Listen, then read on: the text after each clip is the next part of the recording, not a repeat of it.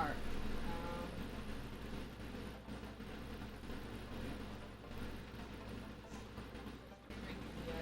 The sick part music isn't fine.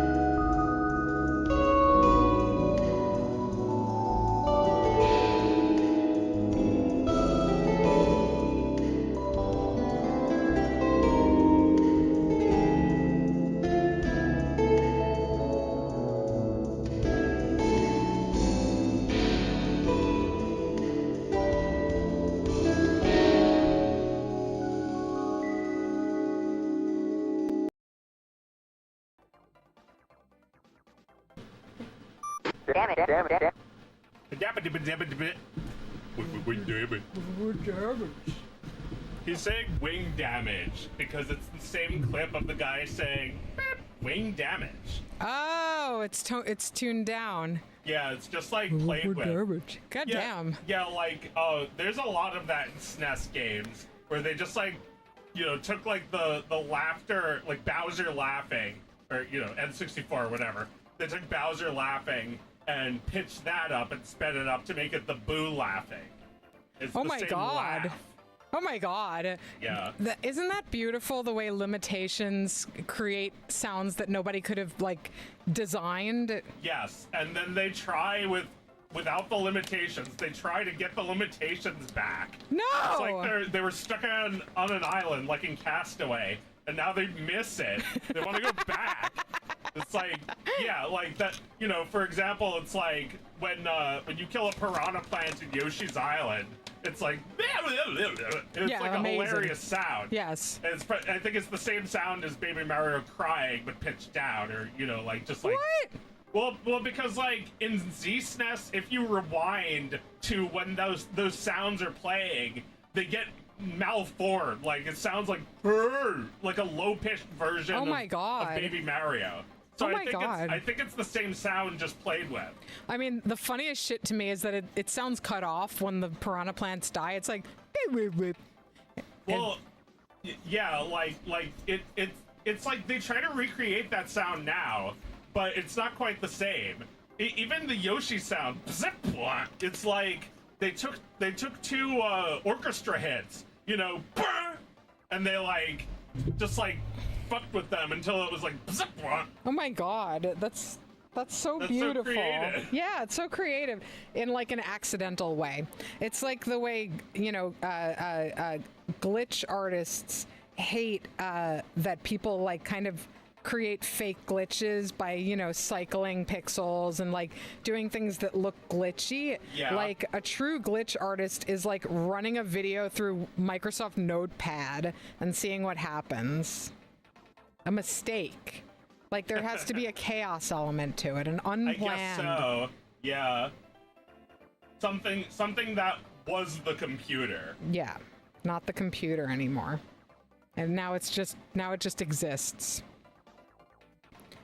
I was going down a bit of a rabbit hole this afternoon. When I have to work in the afternoon, I watch terrible YouTube. No! I was watching a video about the origin of like the kid from Roblox going oop. Like I've never played Roblox in my life. Why the fuck? But you need to know this because it's relevant to you somehow. It's relevant because you make games, and games are everywhere. And it's like, this is our culture that you're missing out on by not understanding it. Happy New Year, everyone.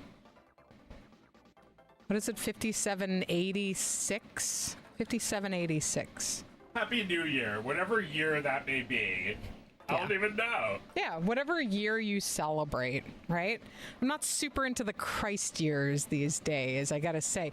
But I'm not really into the Jewish years either. Is there a third year I could go for this year? I mean, there's quite a few years. Yeah. There have been years since the beginning of time. There have been years for so years. Yeah, it's been so year since we started saying so year. And now we're saying it in the year.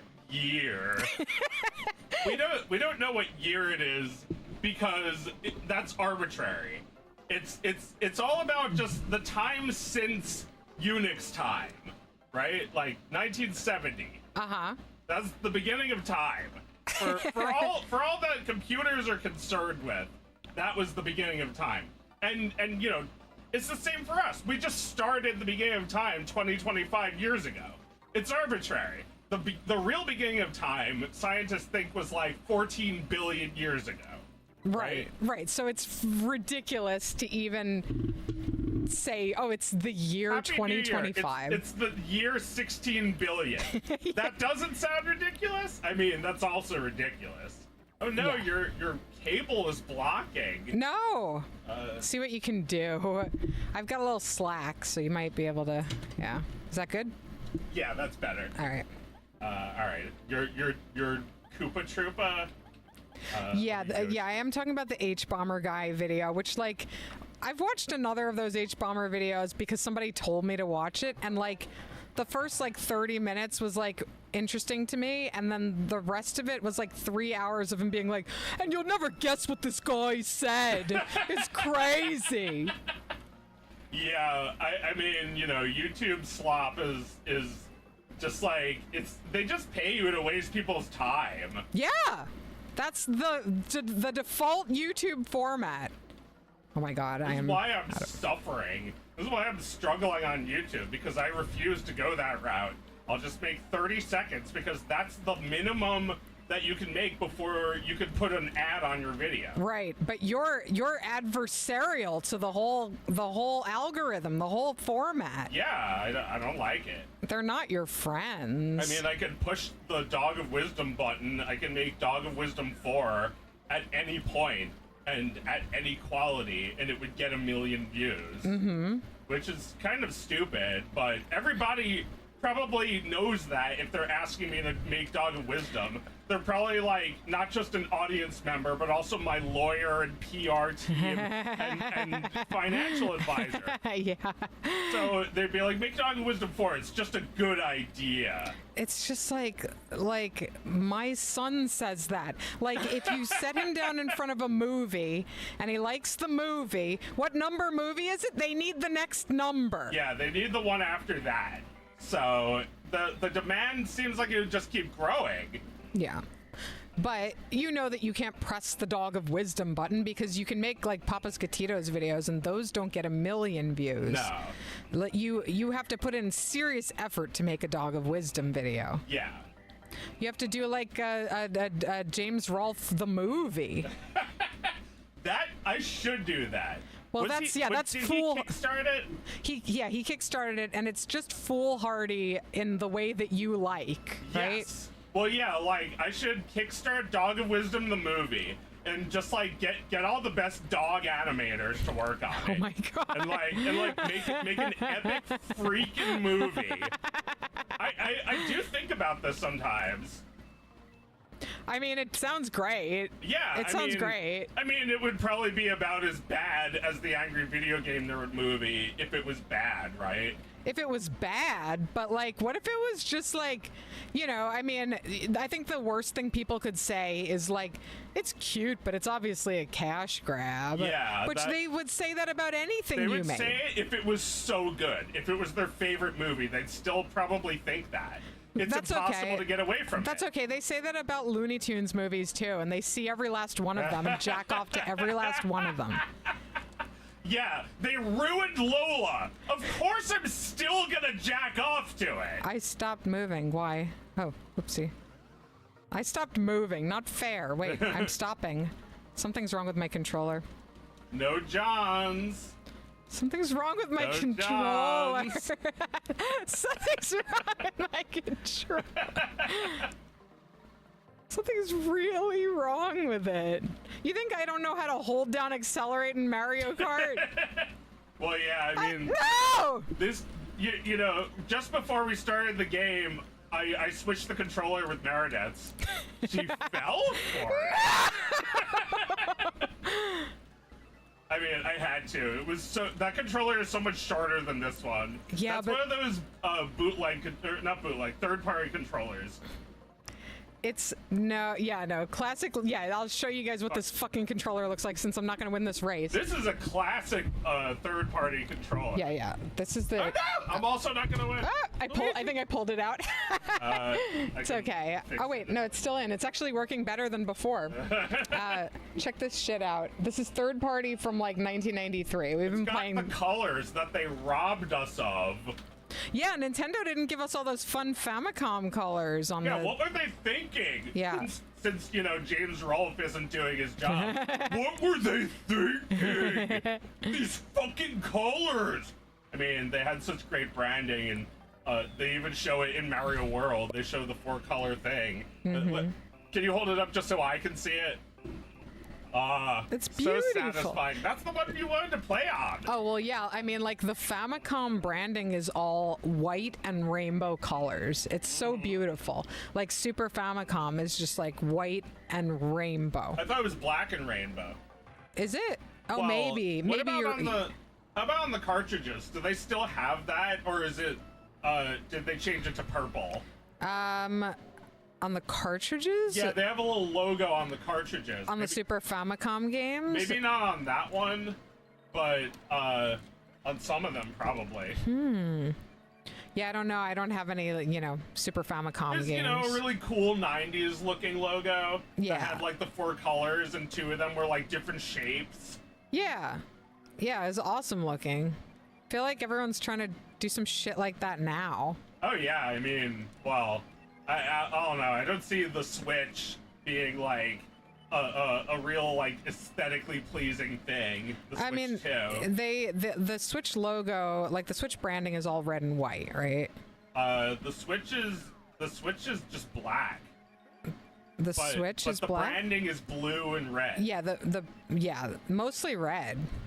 Like the Switch logo is just a single color. Oh, that red and white. Yeah. Sorry, I was thinking about the console's design itself. Oh yeah, but they've like red and white still.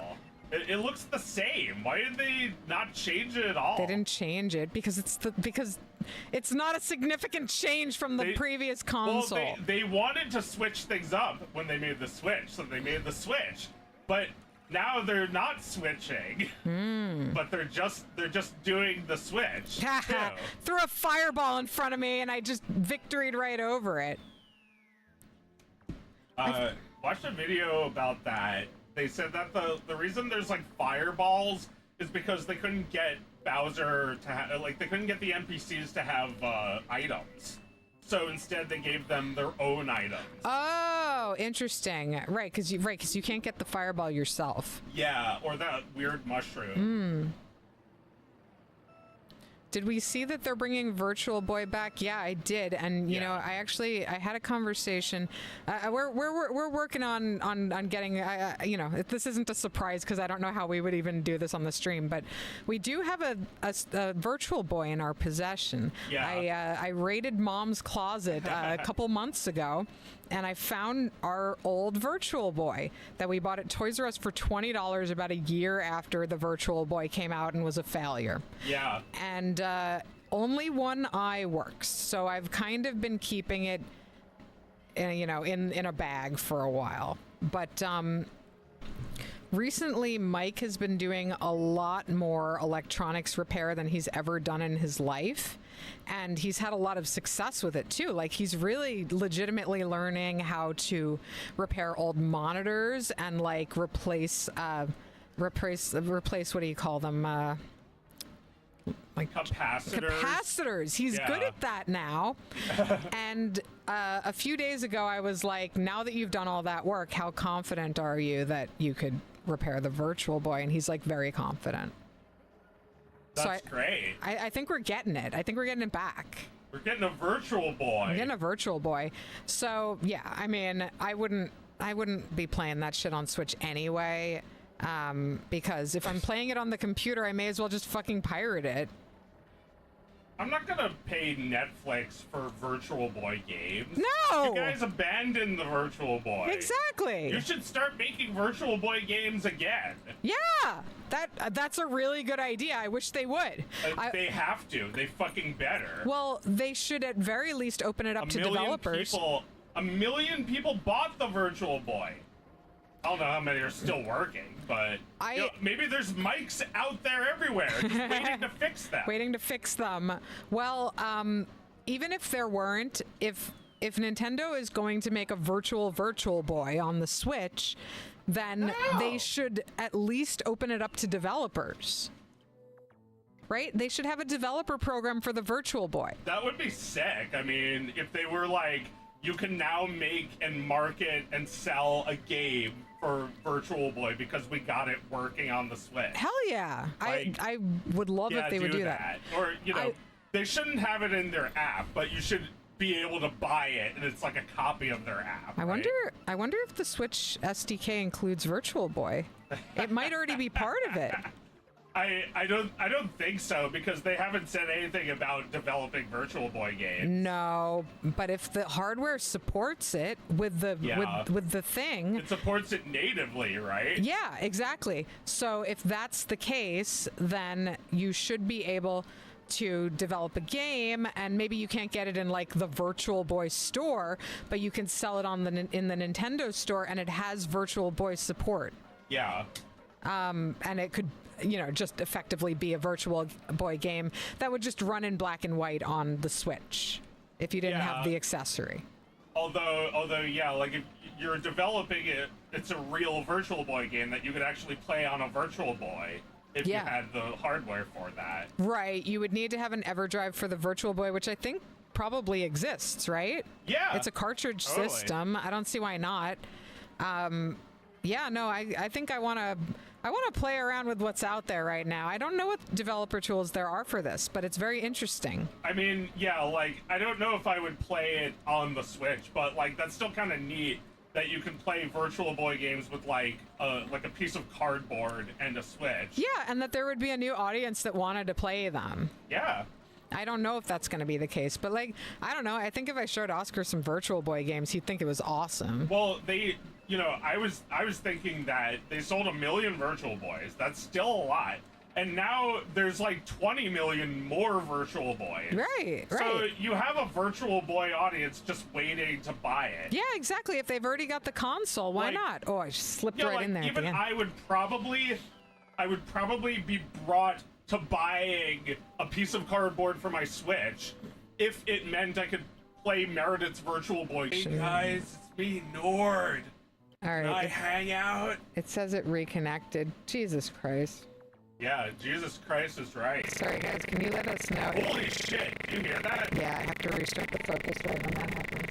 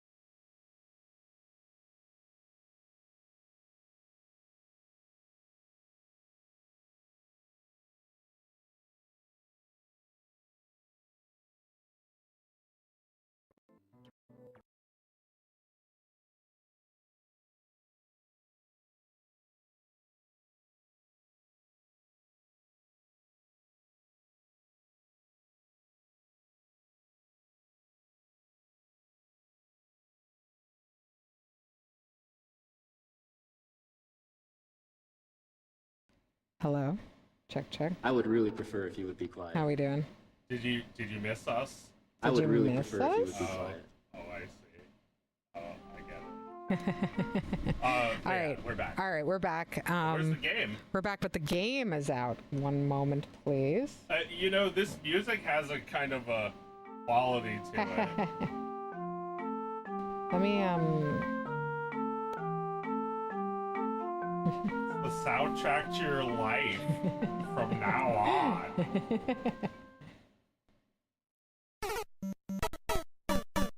Shut up! Shut up! Shut up!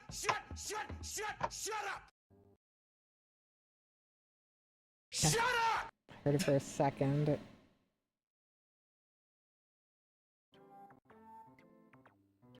Are we back? Okay. Game's back? Yeah, that's good. All right. Wow, we got sabotaged. Yeah, I don't know what that was, but we're streaming. We're streaming from America now. Yeah, you guys feel bad for us because we're in America, right? All right, Joe wins this round. Do we want to do another? Did? I Yeah. thought you beat. Nice. Let's do another. Let's do another cup. Okay. What the cup is? I got the cup. In the original, they got drunk. They drank the bottle. Oh yeah, don't they do that sometimes? Oh, did you want to do 100? Yeah. All right. Do bows. No, I'm not doing bows. I mean, you're doing bows? Yeah. Cute. All right. Whoop. Whichever one you want. This I don't version. remember which is which. I just noticed this version has special cup unlocked. Oh, do you want to do that instead? Special cup's really hard. We could try that after this, I guess. Did we do this one already, or? Oh, but you know what? No. This game doesn't have 150C unlocked, so it doesn't remember everything. Okay.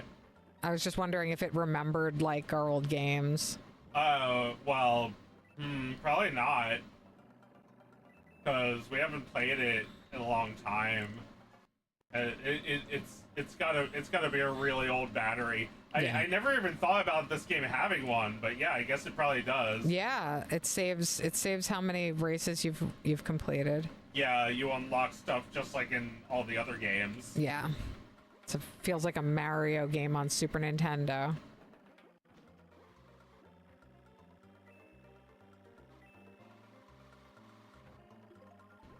Yeah, I think I want to do a Virtual Boy game, and like I think like my feeling is that I shouldn't make games with different characters.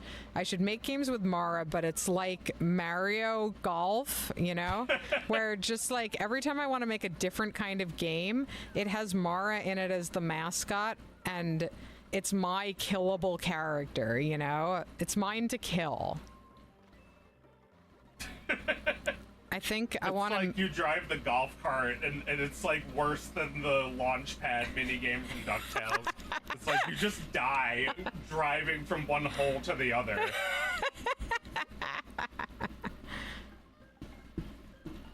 It's like you wind up in the hospital and waste 3 days in a golf and cart accident.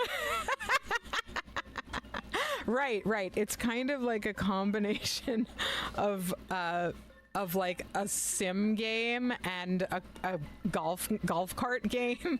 Yeah. Where like you are now 3 days behind your opponent. Yeah, the golfing game is like really long. It's like the Glong It's like Gold. 2 months long. Yeah, like you have to like golf your way across Europe to face him in Scotland, and it's like his home turf, so he has automatic advantage. Oh my god. And you suck at golf and aren't even a golfer, and he's like a professional guy, but like he has some grudge against you for life, for some un-golf related reason. And he's invented the perfect format to win against you. This would be a great Virtual Boy game. This is fantastic. You know, Nintendo would have exclusive rights to this game. No one else can play it, right? You can't like. I mean, I don't know if you can use a Nintendo SDK and then like sell the Virtual Boy game that you made for the Virtual Boy on Steam. Yeah. Oh my god. I think all of this, yeah, no, this has really got me inspired. Just because Nintendo is doing something that, like, look, it's probably like against the law to make a Virtual Boy game. They'll probably sue the shit out of you if you That's why you should do it, though. But what they've done here is just enough to make me dream. Yeah. You know, it gave me a thing to think about. Yeah. Yeah, you could always make another golf game for the Virtual Boy. and it's like, this one's got a twist. And it's like, I don't know what the twist is, but I'm expecting golf. And then it's like, oh wow, this is some weird shit. It's like, it's actually got a great story. It's Yeah, like when it's you a play, story game. It's like when you play Mario Golf for the Game Boy Advance. It's like, what the fuck is this, an RPG? It's really good, but like, why? Oh my god. Yeah, that's exactly what I want to do if I made a sport game. It would have a great story. Yeah, it's all about the role that you play. I love this. Yeah. Oh yeah, I love it too. I feel like the Virtual Boy, like there's literally a reason to buy the Switch for Virtual Boy games. You need that to play Virtual Boy games. You can't just play it. Because it's impossible to track down a Virtual Boy. You pay $800 for a Virtual Boy now. Well, you can't really. Can you emulate that? Can you actually do like 3D glasses emulating that? Somebody may have simulated the glasses and sold them as like cardboard glasses before. I feel like that seems fairly likely because you've been able to emulate Virtual Boys for quite a while. Yeah. And then, yeah, I mean, I tried to do it once. I had limited luck with it where I have a 3D TV and I set up an emulation of a Virtual Boy game on the TV and we tried to split the screen. Remember we were trying to run a Virtual Boy 3D game on the 3D TV? Yeah. But yeah, we never quite... We gave up that. Yeah. It almost looked like something, though. We got something kind of close. I mean, you know, what would be great is if we could stream it and everybody could put their glasses on and watch. That would be so cool, but yeah, I mean, yeah, I think the best we're gonna do is be able to hook it up to a TV and be able to watch one of the eyes. I don't know. I have confidence in Mike. That wouldn't be so bad, but I feel like the game would have to be really excellent because it doesn't even have the 3D effect. Sit there with Wario and one eye. Yeah. He gave us that one eye. Wah! Wah! You want I punch your face? Okay. He punches you in 3D. It's pretty good, yeah. My God. Oh, he's good, yeah. Oh my God, I'm dying out here. 100 class. Hard. No.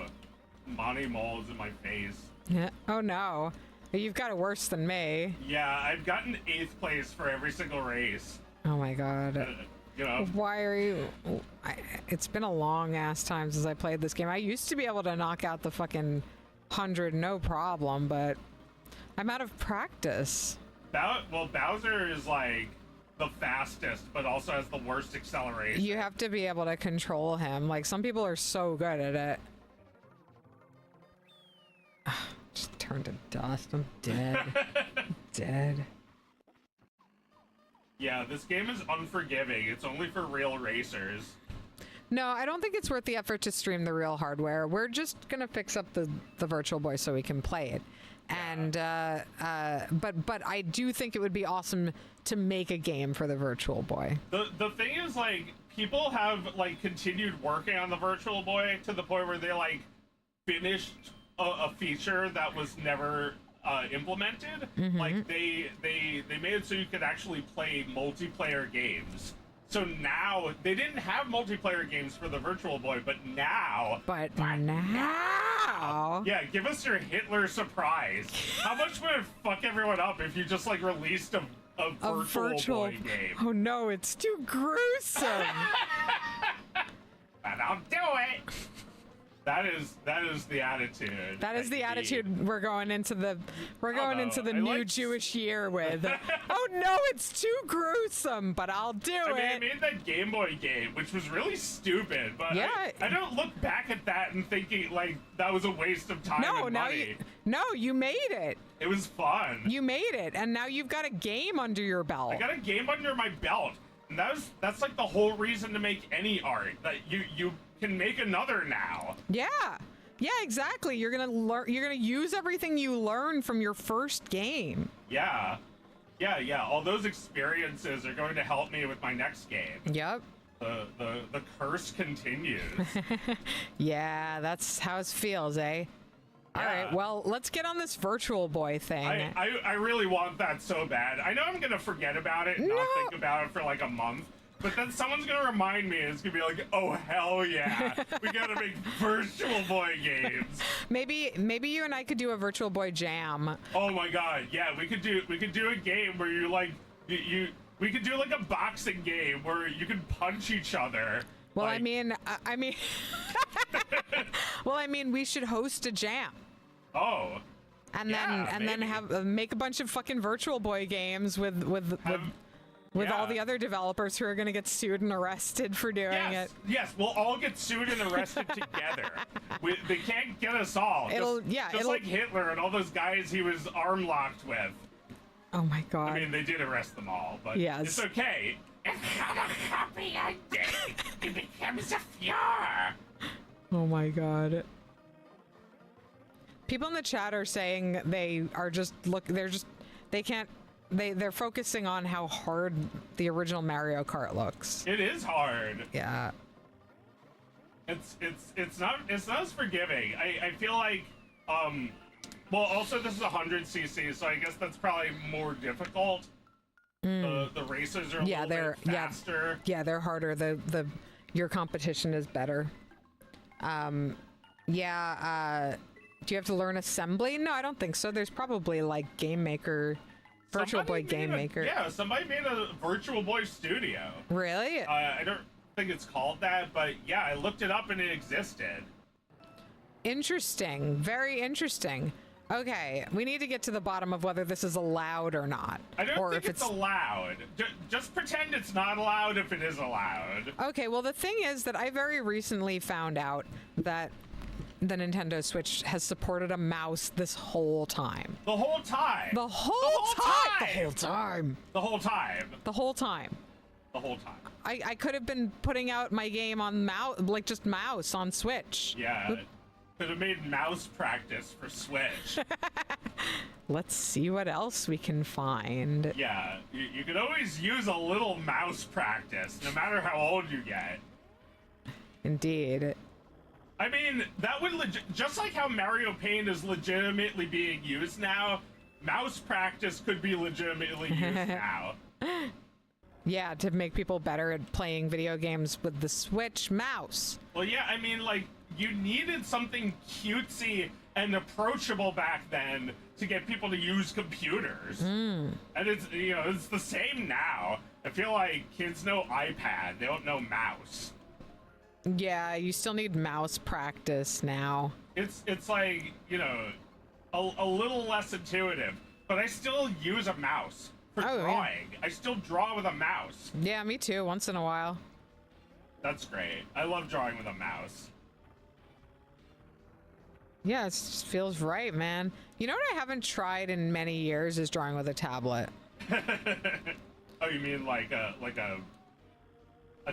tablet? Yeah, not a Cintiq. Yeah. I bought my Cintiq, and my first and the one I still use, in 2006. It is still going. Oh and man, that's a dinosaur. yeah, it is so old. One of these days it will just stop working, but it hasn't yet. But what if Mike can fix it? Yeah, no, he might. He might. I'll just keep that thing going forever. He might, Rabbit. He might. Well, yeah, I don't know. If he can fix the Virtual Boy, I'm gonna want to play it because I haven't seen that thing in a long time. And Yeah. Mario's not the same without it. No. It's a great game, but you really need the effect for the full experience. Yeah, you really do. And I feel like I've gotten a taste for blood after the GB Studio game. Yeah. Now the thrill of making a Virtual Boy game is starting to draw me in. Well, I feel like, we're both kind of like seeing like, now that we've gotten a little bit of games done, we're like, oh, the hacker aspect of video games is becoming sexier and sexier. I want to break the law and make a game. Yeah, that's what you need to do. You need to make your game illegally, like the kid in Hebrew school making his game against the law. Against Jewish law. I mean, he wasn't making it, but there was a kid in my Hebrew school who brought RPG Maker into the computer lab. Yeah, and he made a lot of the games that we talk about all the time. No, he didn't make Kid Pigs. We made things in Kid Pigs at Hebrew school. What's a game made in Hebrew school? We've talked about a few. A game made in Hebrew school. Let's see. It's got to be a game that like no one asked for. Beetle Adventure Racing. It's perfect. It's beautiful. But nobody asked for it. That was somebody's passion was making that game, and it truly spoke to me. Do you have the lighter? Oh yeah. That is a great one. Beetle Adventure Racing made in Hebrew school. What else was made in Hebrew What else is made in Hebrew school? Maybe this game actually. Super Mario Kart might have been made in Hebrew school. Nobody wanted this. The way that they're demanding it now, it wasn't like that. Oh yeah, no, this right. I'm sure this got made fun of in the time. This was just a refuculation of F-Zero. Yeah. They were like, let's just make this. Haha. They did that with Smash too, didn't they? What was Smash? It was supposed to just be like guys fighting. It looked kind of like 3D Street Fighter or like Virtua Fighter. Like, what if it was Mario? Yeah, like let's just put Mario in as a joke. Like I don't know if that's exactly what happened, but from my understanding, it seems that way. Yeah. Yeah. That's a fun thing about games that you can't do with any other media. Like, I mean, you can't do it with any like visual media. I mean, what was that? I think we're done with it. Yeah, we're done. Like, you know, there are painters who just paint over their entire painting, but then that painting is not part of the new painting. Whereas like a video game can get changed fundamentally and still be the game underneath. Yeah. Like if Mona Lisa started out as like a completely different person, and then he pushed a button and it became Mona Lisa. Yeah, that's how easy it was. That's what they're teaching in AI school. Well, I was thinking about how like, you know, what if the, you know, you take away Mario Kart and you just have the mini map in the corner. It's like, what if that was the game? It'd be garbage, but it would be the game, wouldn't it? Because like, you know, you rotate your character and your character rotates, but when you move, it moves 1 pixel every few seconds. It looks bad. Yeah, it looks bad, totally. But it's the same game, so it's really all about the aesthetic and the characters and all that. Yeah. Yeah, no, absolutely. You got to feel like that guy. You want to be the guy on the screen. I'm Toad. Yeah, you want to be like the Doom guy who's just like. Absolutely. That's me. If the guy wasn't in the Doom menu screen, nobody would remember that game. Discuss. I think that it adds a lot. I feel like that was a trope back in the day to do that. I feel like, you know, nowadays I guess your character can look in a mirror and look at themselves. But, you know, before that they had Jill of the Jungle was there. Like you could see her face, couldn't you? Like you wanted to see them get bloodier and bloodier and sexier and sexier. That's true. Part of it was about seeing him get bloodier and more fucked up. Yeah. Yeah, seeing. There's a POV cam. Yeah. Yeah. But yeah, if you couldn't see his face, I'm not saying that was a totally original idea, but if you couldn't see his face, if they hadn't done that, nobody would talk about Doom. Nobody would talk about Wolfenstein. Nobody talk about Wolfenstein. Very unfair to Hitler. Spoiler alert, Hitler's the final boss.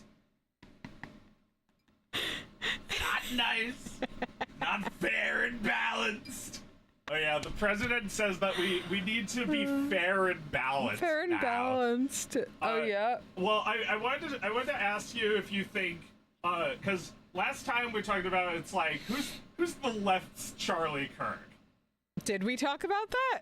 It was a couple of weeks ago. It's like, we joked John Oliver. That's what you said. Oh, right. But I wasn't thinking too hard about it. Jimmy Kimmel. Oh, God, that sucks. Oh, that sucks. Right? It was him, right? They targeted him precisely because he is the mirror image. He's the mirror fucking image. Yeah, now there are pro and anti-regime man show guys. Oh my God. All right. Every girl in her life has those moments where they are just told that they are not allowed to be included in the current moment. And they just like sit and brood on that for the rest of their fucking life until they become a witch and get their revenge. When our older brother would have his friends over and they'd all sit there with their ass cracks out on the floor watching the man show together, I was not welcome. Just idiots downstairs. It's the man show. That's your guy. That's your guy. That's not a good show. Like, I never hung out with the men and watched the man show because it's hijacking the brand of men for a really bad show. Not even mediocre, like unwatchable. It's bad, like, right? It's crap. Oh yeah, no, it's terrible. Nobody Adam ever. Carolla Adam and Jimmy Carolla, Kimmel yeah, are like the two most forgettable fucking guys. No, yeah, exactly. Two most forgettable guys. The only thing anyone remembers about that show is the women jumping on trampolines. They get all the. That's right. They occupy your memory. These guys don't. That's true. The women I remember. I actually forgot about them, but that's because nobody's talking about them. Not anymore. What was the man show? It was just like, it was a really dumb sketch show. Not anymore. It was just a really dumb sketch show. Bad show. And it was all, the bad show. Because, it was all just like, do you know Adam Carolla's sense of humor? I mean, I guess that's pretty fucking 90s too. This guy who's just like, yeah, wait a minute, you tell me to, like, just like a rude little bastard. A rude little pig. like Alec Baldwin would say. But yes. he was a rude little pig. He was a rude little pig. On the show Drawn Together, he played a rude little pig. Oh, I never saw him on. Wait, which one of them? Adam Carolla or Alec Baldwin? Adam Carolla. Oh, okay. I never saw him on Drawn Together. Before the man show, well, now we're talking about Adam Carolla. We forgot about Jimmy Kimmel, the person we came here to talk about. Before the man show. Talk about Jimmy! You gotta talk about Jimmy! We're getting to it.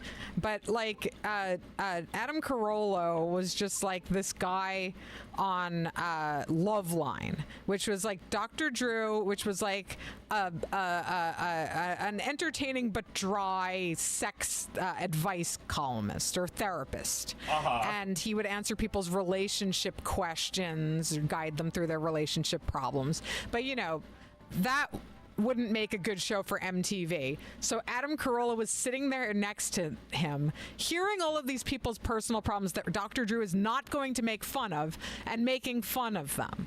And being like, wait a minute, are you telling me?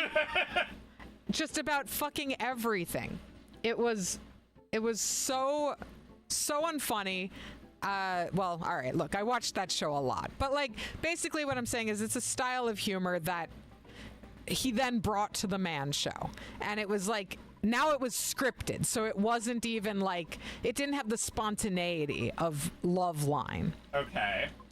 So, like, did Loveline lead to the man show? Yeah, I think so. I think that's the predecessor to it. I don't know what Jimmy Kimmel did before the Man Show. I know that after the Man Show, he was like the sidekick in Win Ben Stein's Money. Do you remember that? Oh, yeah, I remember that show. Where he wasn't funny at all. He was just like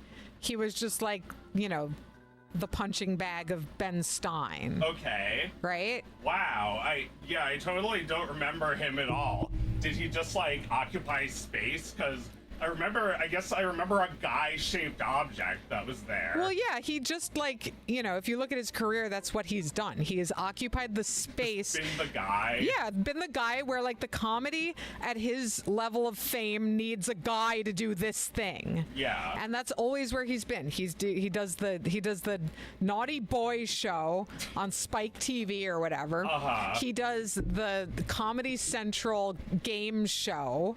And then he does late night. I don't know. He probably did some other shit in between. I don't remember what else he did. But he's been doing this late night thing for like 20 plus years, right?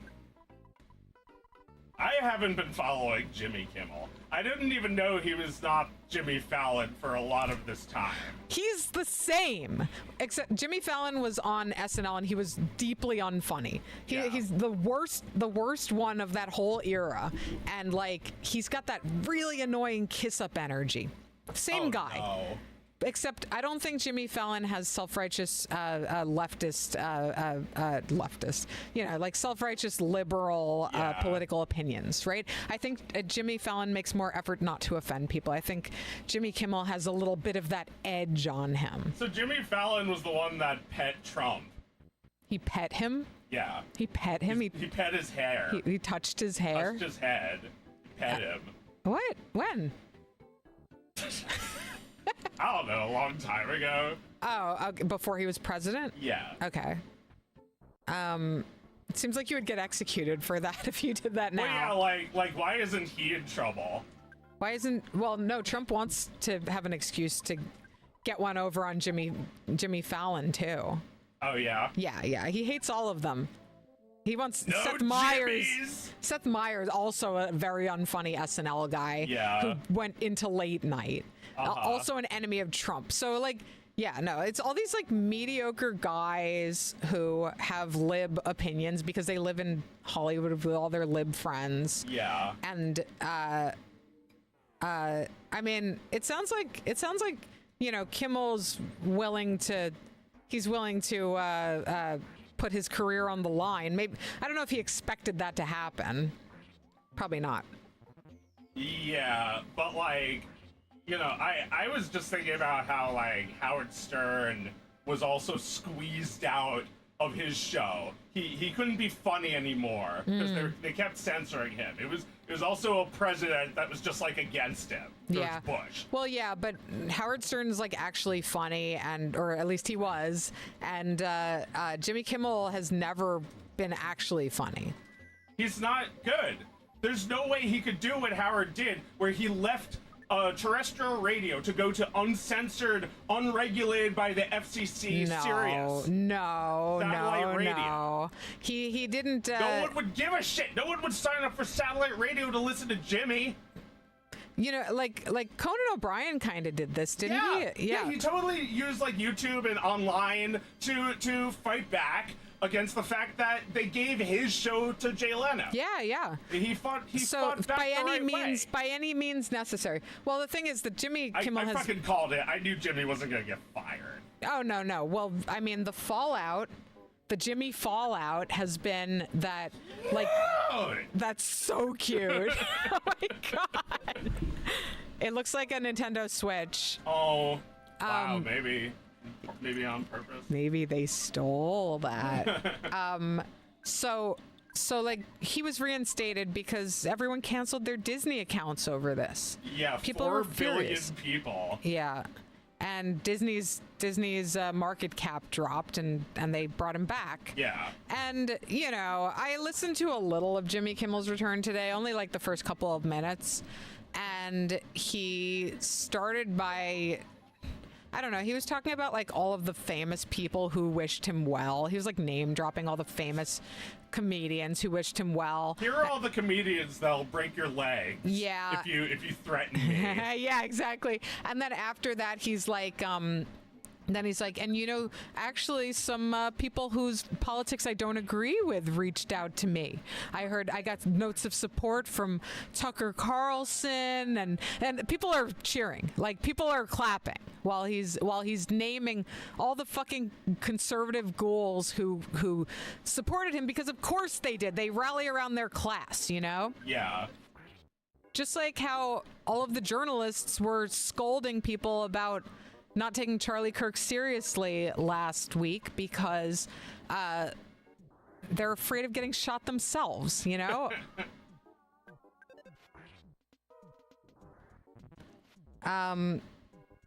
What was I saying?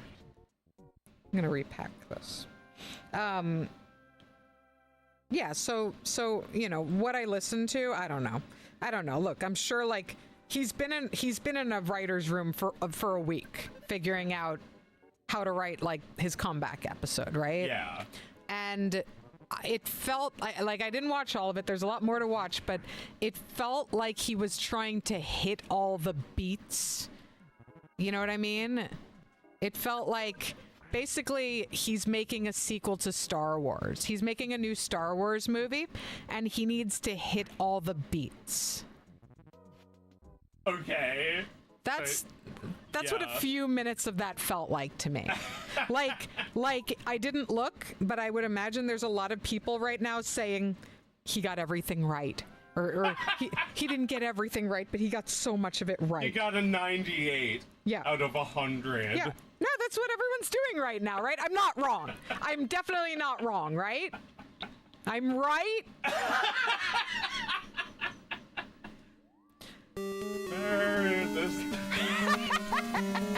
Meredith's right, or else you pay the price. I suppose Meredith's right. The song said so. Yeah. Sorry, what were we talking about? Well, I'm sure I'm going to try and make up what he said after I turned it off. He probably did talk a lot about free speech and how we can't let a right-wing government limit what's permissible on the air. Like, there's no way he didn't go into that part after I turned it off. He's trying to get everyone on his side here. He's trying to get everyone on his side, including Republicans, which I think is the stupidest instinct that libs seem to have had my entire life. Yeah. It almost makes me think that they don't believe in their politics at all. Because it almost makes me seem like they're trying to make their entire party Republicans, right? So they can win an election with a Republican, which they've been...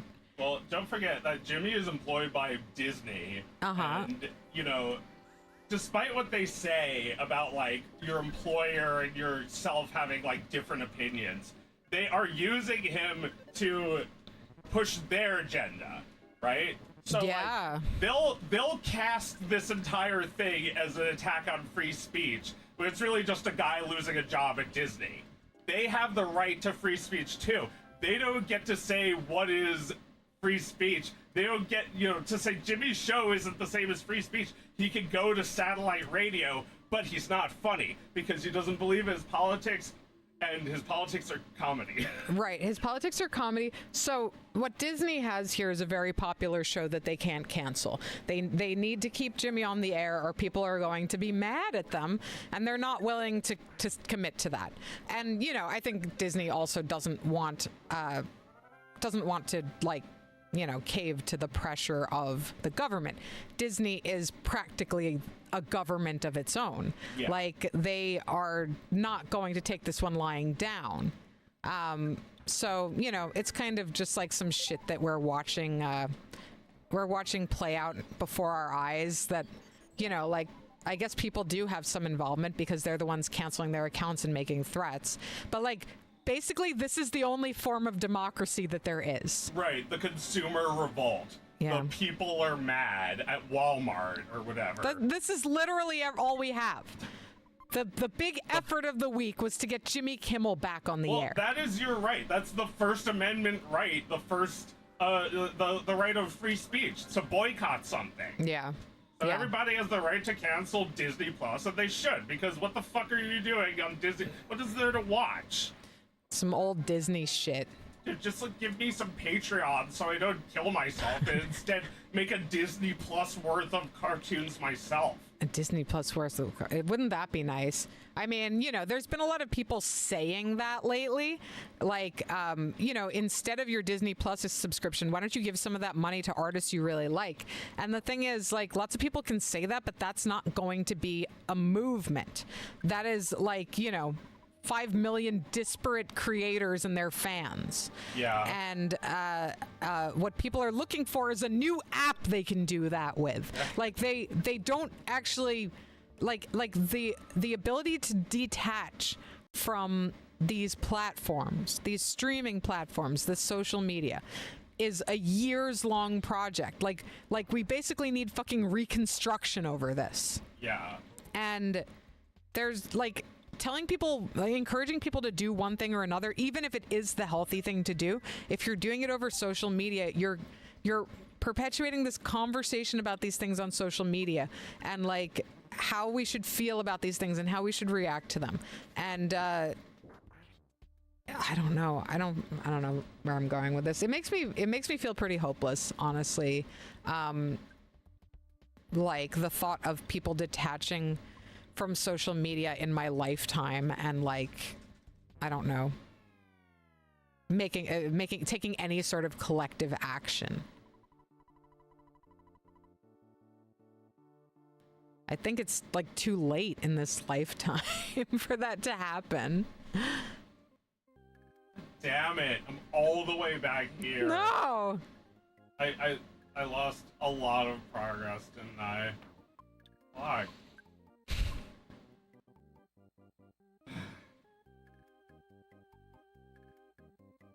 Are you gonna keep going or? What, in life? Are you going to go on? I mean, you know, maybe it's not worth getting into this particular branch of despair.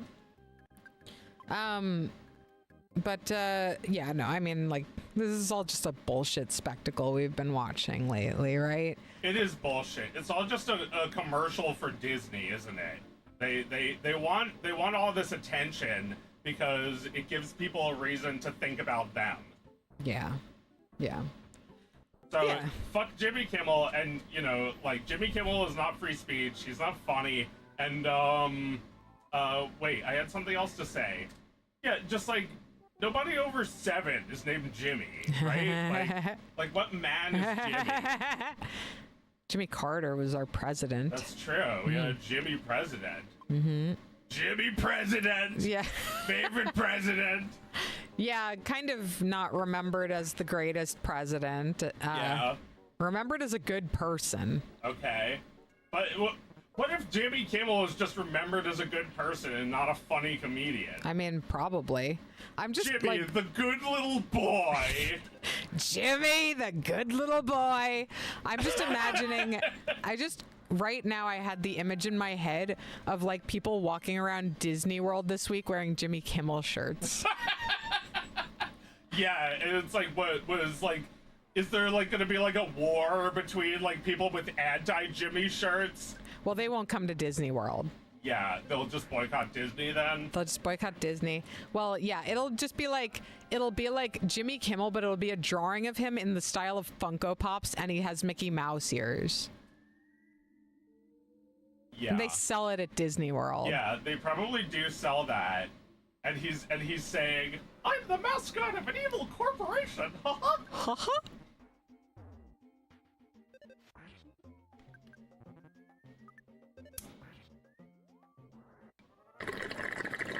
Wasn't that so funny when Bart did that in the Simpsons movie? Wasn't it so not even funny? When he did what? He impersonated Mickey Mouse, and he said he's the mascot of an evil corporation. I don't remember anything about that movie except Bart's penis. Yeah. I literally, like, the little window that shows you his penis is the window of my memory into that movie. Yeah, it's just like burned that image and nothing else into your mind? Because it had nothing to do with The It had Simpsons. nothing to do with The Simpsons. Why was that there? Bart's penis? Why was that there? Why is Bart's penis there? We're finally ready to discuss Bart's penis. Every time Bart's penis is said in The Simpsons. But what if his penis gets in the way?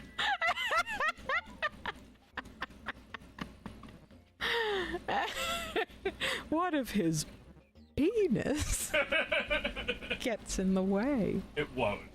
You don't know that. Yeah, no, I think that joke sucks. It's horrible. It's like the Simpsons movie is a 6 out of 10. It's bad. Yeah, I would absolutely say that. I watched it one time. Oh my god, that's really bad. Yeah, that's bad, right? I didn't even have the inclination to watch it again. People were saying it was good. I remember. No one's saying it's good now. No, but I remember, and I'll never forget. People get off the hook way too easy for their bad taste that they try to launder. I fucking remember. They launder it. They launder it in the opinions of critics who are also laundering their bad taste for making us forget years later what they liked or didn't like. Dead. Dead again.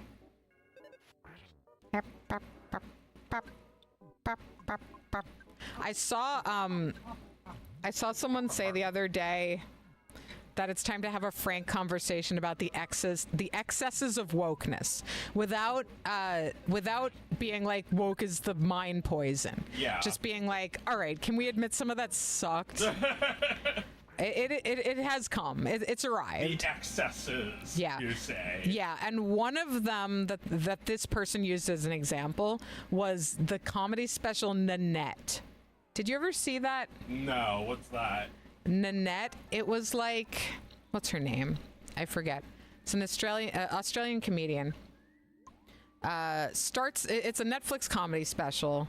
It starts out with like pretty typical like stand-up set, and then it goes into like this whole section about how Picasso was a bad person and that you can't square that, and that like Picasso, like I was done with Picasso after I heard he did this.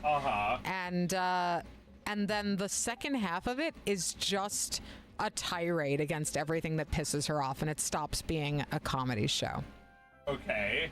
It's like, you know, every man who's ever an asshole to her, like played so straight. No Yeah. jokes. I don't feel like telling jokes anymore because I'm Wow. upset about this now. And people were, Hannah Gadsby is her name. High concept. People are calling this a high concept stand-up special. They're Yeah. praising this so fucking much.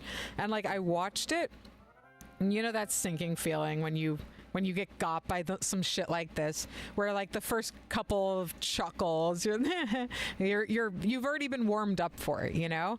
Your friends liked it, everyone liked it. And then by like the 20-30 minute mark, I just ceased to laugh and then never laughed again. Yeah. And after I watched it, like I like turned to Mike and I was like, all right, I hated that, and just like hated it right away. And then I just like kept my mouth shut for the next few years. This is the first time I'm saying this. You're finally ready to stand up to the Netflix. It's like it sounds like this woke trash, as you put it, Meredith. Because we can't have a normal conversation. We can only be one extreme or the other. It seems like it has a problem with you, the audience member, right? That's like a lot of woke stuff that's bad. It's like it's got a problem with the audience. Yeah, exactly. Like I don't think the subject matter is not worth talking about or putting into art. Yeah. I think the subject matter should be expressed, but there is like this disdainful way that so much of that stuff engages with its audience. And it was impossible to explain that to people because they were so caught up in the idea that like this needs to be said and this person is the one to say it. Yeah. And yeah. another I'm the only one saying these things. Yeah, they were all being like that. There was also there was this book called Anti-Racist Baby, which I'm very glad like I became a parent like just after everyone was buying those books for their friends who just had a baby. Yeah. Like giving your child a book called Anti-Racist Baby. Like you Sounds can like the name of like a joke song. Anti-racist baby. It's like a They Might Be Giant song or something. Yeah, you know, this book that like this is gotta be the most unread book in history. Just like sitting in people's piles, like piling up at the donation stores. And it's like, look, nobody wants their child to grow up to be a racist. But look at what you're saying when you give somebody that fucking book. When you pressure people into reading that. That your baby is racist by default. Yeah. It's like, you haven't even met a baby, have you? They don't even know shit.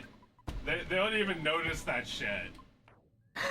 Oh, fuck. I mean, I just, like, I can't, like, knowing what I know about, like, the children's book market, I cannot pretend that that shit isn't just, like, a massive moneymaker. You know, just, like, making everyone a shitload of money.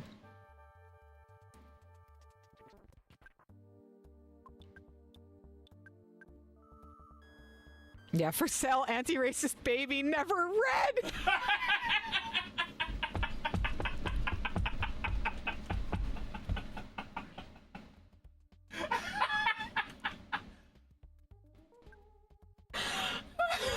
I don't know who keeps feeding us these, but we are not hiring them. They're just volunteering all these funny quips.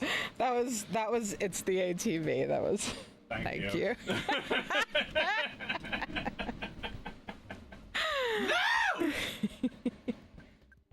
Oh shit, I'm fucked. Wait, is that the little cutie pie, but he's big now? The little cute, what, the little ant? Snail, or yeah, the ant? He's just a big ant. That's the regular ant, and he's the Titanic ant. I see. He's like one of the fiends from Final Fantasy. He's like a big monster. Yeah, yeah. What if that was the every single battle theme? In the whole game. Oh, shit. I started playing Final Fantasy VII with Oscar, and just as I knew I would feel, I am so frustrated with how long it takes to load. No, that's lame. It's just like you get into battle and it's like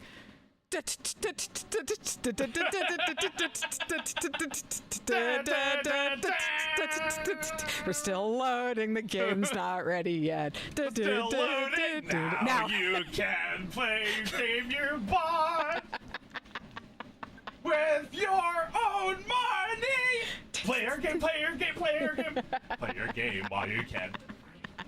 I just, you know, just saying, in Final Fantasy VI, it's begin. Begin. Yeah, exactly. Yeah. It's so fast. Yeah, it's like even faster in Final Fantasy 1. Like it's by the first note of the song. Yeah. You're already making decisions. Yeah, you're right. That one's even faster. Yeah, it's like you never get too far into the song if you're just like holding. Although you can't really do that if there's multiple enemies. You have to like aim at all of them because it'll say ineffective. Right. That was a thing in Earthbound 0 too. Really? If you target an enemy that's gone, it'll say ineffective. How did they not know? How did they not know how to move that? Just move it to a random monster. Maybe they were being sadistic and wanted it to be that way on purpose. That's like, what real life model is there for that? Someone falls over and like 2 minutes later you hit where they were? Well, I wonder if RPGs are supposed to be like a slowed down version of the real battle, which is like, you know, a real battle is over pretty quickly, right? Right. You're fighting all these guys in like a few Tyson seconds. battle. Right. So Gabby says that Nanette is 100% fresh on Rotten Tomatoes. That's what I'm fucking talking about. Oh my god. Yeah, you can't trust that. Right? Like, you know, it would have been fine if like people said that, you know, there were intriguing things about it, but like I didn't laugh at the second half at all, and I don't think that I should be forced to watch something serious if I signed up for a comedy show. And like, it's not even that concept that I hate. It's like you weren't funny enough to drop the comedy. And Yeah, the like, things who you're are saying. you? We don't know Netflix. No, who's the Netflix? She's No, just someone who's here to fuck you up. Your No. enemy. Most people did not know Hannah Gadsby, at least not in North America. And it was totally because it was high concept that people were tuning in for it. Uh-huh.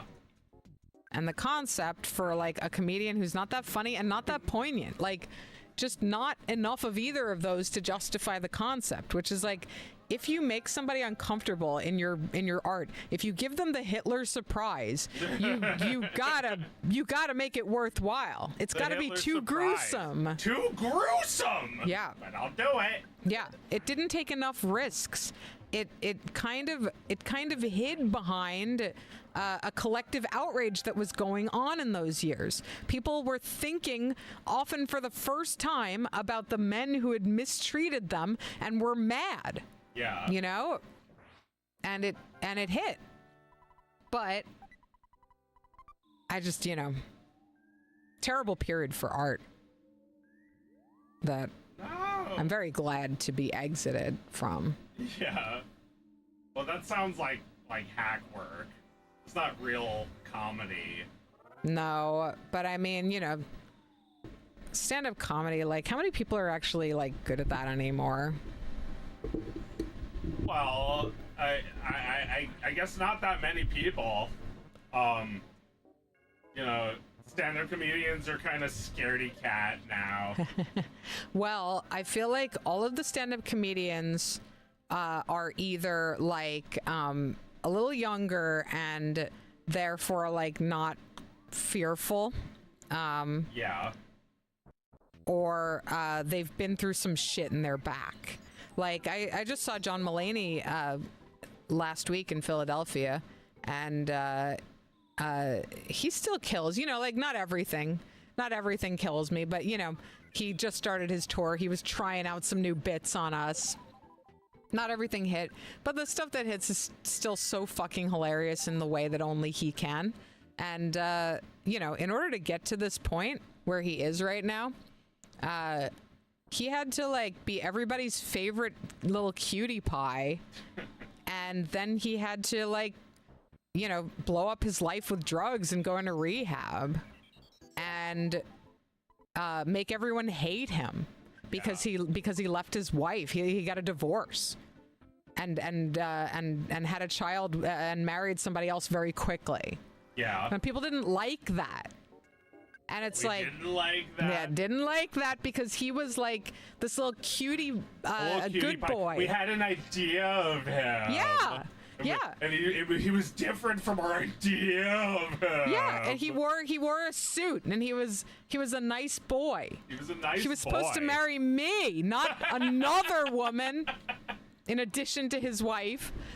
He was supposed to divorce me.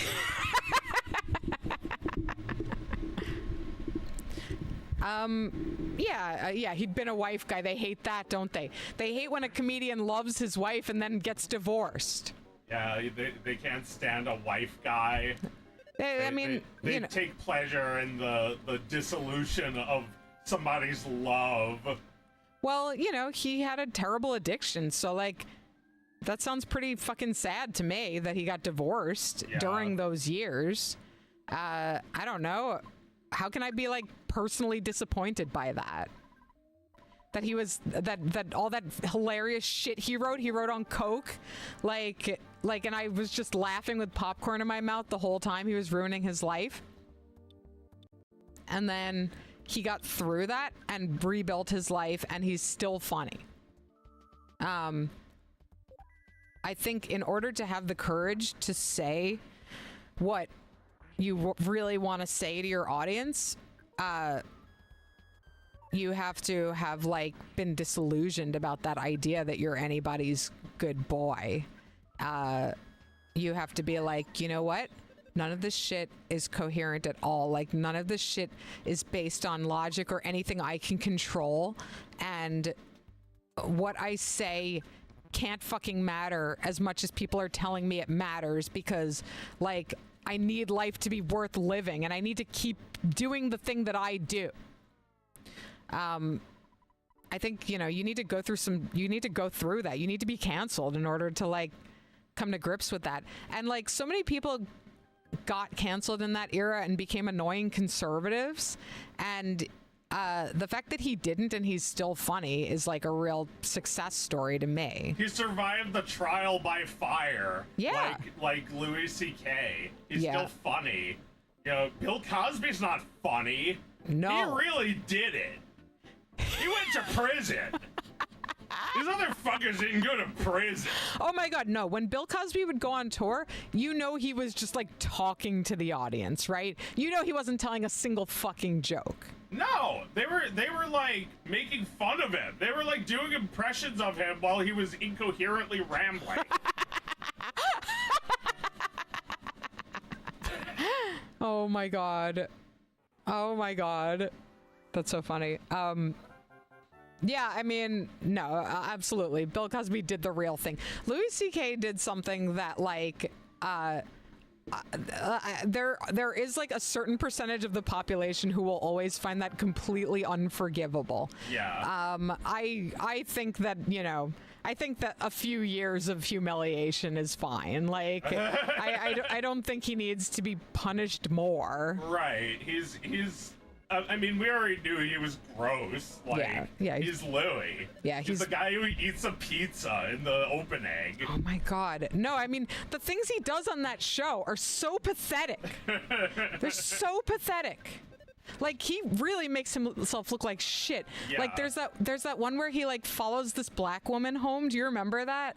It's been a long time. But Oh my God. Familiar. He just like he tries to get her to talk to him and she's not interested, and he follows her onto the subway and he tries to talk to her and she's just like, suck a dick. She doesn't want to talk to him at all, and like he follows her to her off her train stop into her apartment, and she's just like, why do you think that you can just have this if you want? Like, the answer is no. Like, fuck you. You can't have this just because you feel like it. And then she goes up into her apartment, and then like another black woman comes out of the apartment and she likes him and he fucks her.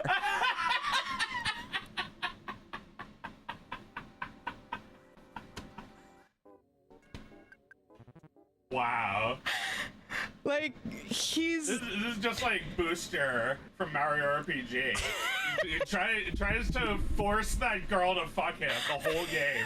And then, hey, a different girl wants to fuck me. Yeah, pathetic. Like, just like he's showing such a repulsive version of himself. Like, we knew, right? Look, I don't think. I can't believe I'm talking about this again. Do we need to rehash this again? I didn't know we ever talked about it. Oh, maybe not on the show. Okay. All right. So, like, you know, he fucking, like, he likes to masturbate in front of women, and he wasn't totally like he likes to surprise them with it, right? he wants to play a little prank on them. Yeah. Which is like fucking pathetic, and like I'm sure very upsetting to all the women that he did it to. And well, maybe not all of them. He probably was quite successful with this one. I heard that he did it to Sarah Silverman, and she didn't give a shit. She didn't give a shit. He was like, can I do this? And she was like, sure, whatever. Well, because she knows how many This fucking is Sarah freaks Silverman. are in this. She's also she's also really like perverted. Yeah, you just gotta find the right girl. Yeah. Well, yeah, I mean, I think like, you know, comedy, if you're a woman in that world, then that you have to have seen some shit, and you have to just like not give a shit. It sounds like a terrible place to be a woman Yeah. who is vulnerable to that kind of shit. But that's crazy. That like, you could just ask Sarah Silverman that, and she might say yes. Yeah. That's how cool. How lucky he was. But you know, he did it to some women who were not interested and not okay with it and didn't expect it to happen. Yeah. But I feel like the entire fallout from that was not that fact, which is what those are the facts of the situation, that he upset some women. Yeah. And I feel like he was being asked to account for all the lost careers of the women he did that to. So yeah, it was more about. It was less about the incident and more about some other like very very long built up resentment.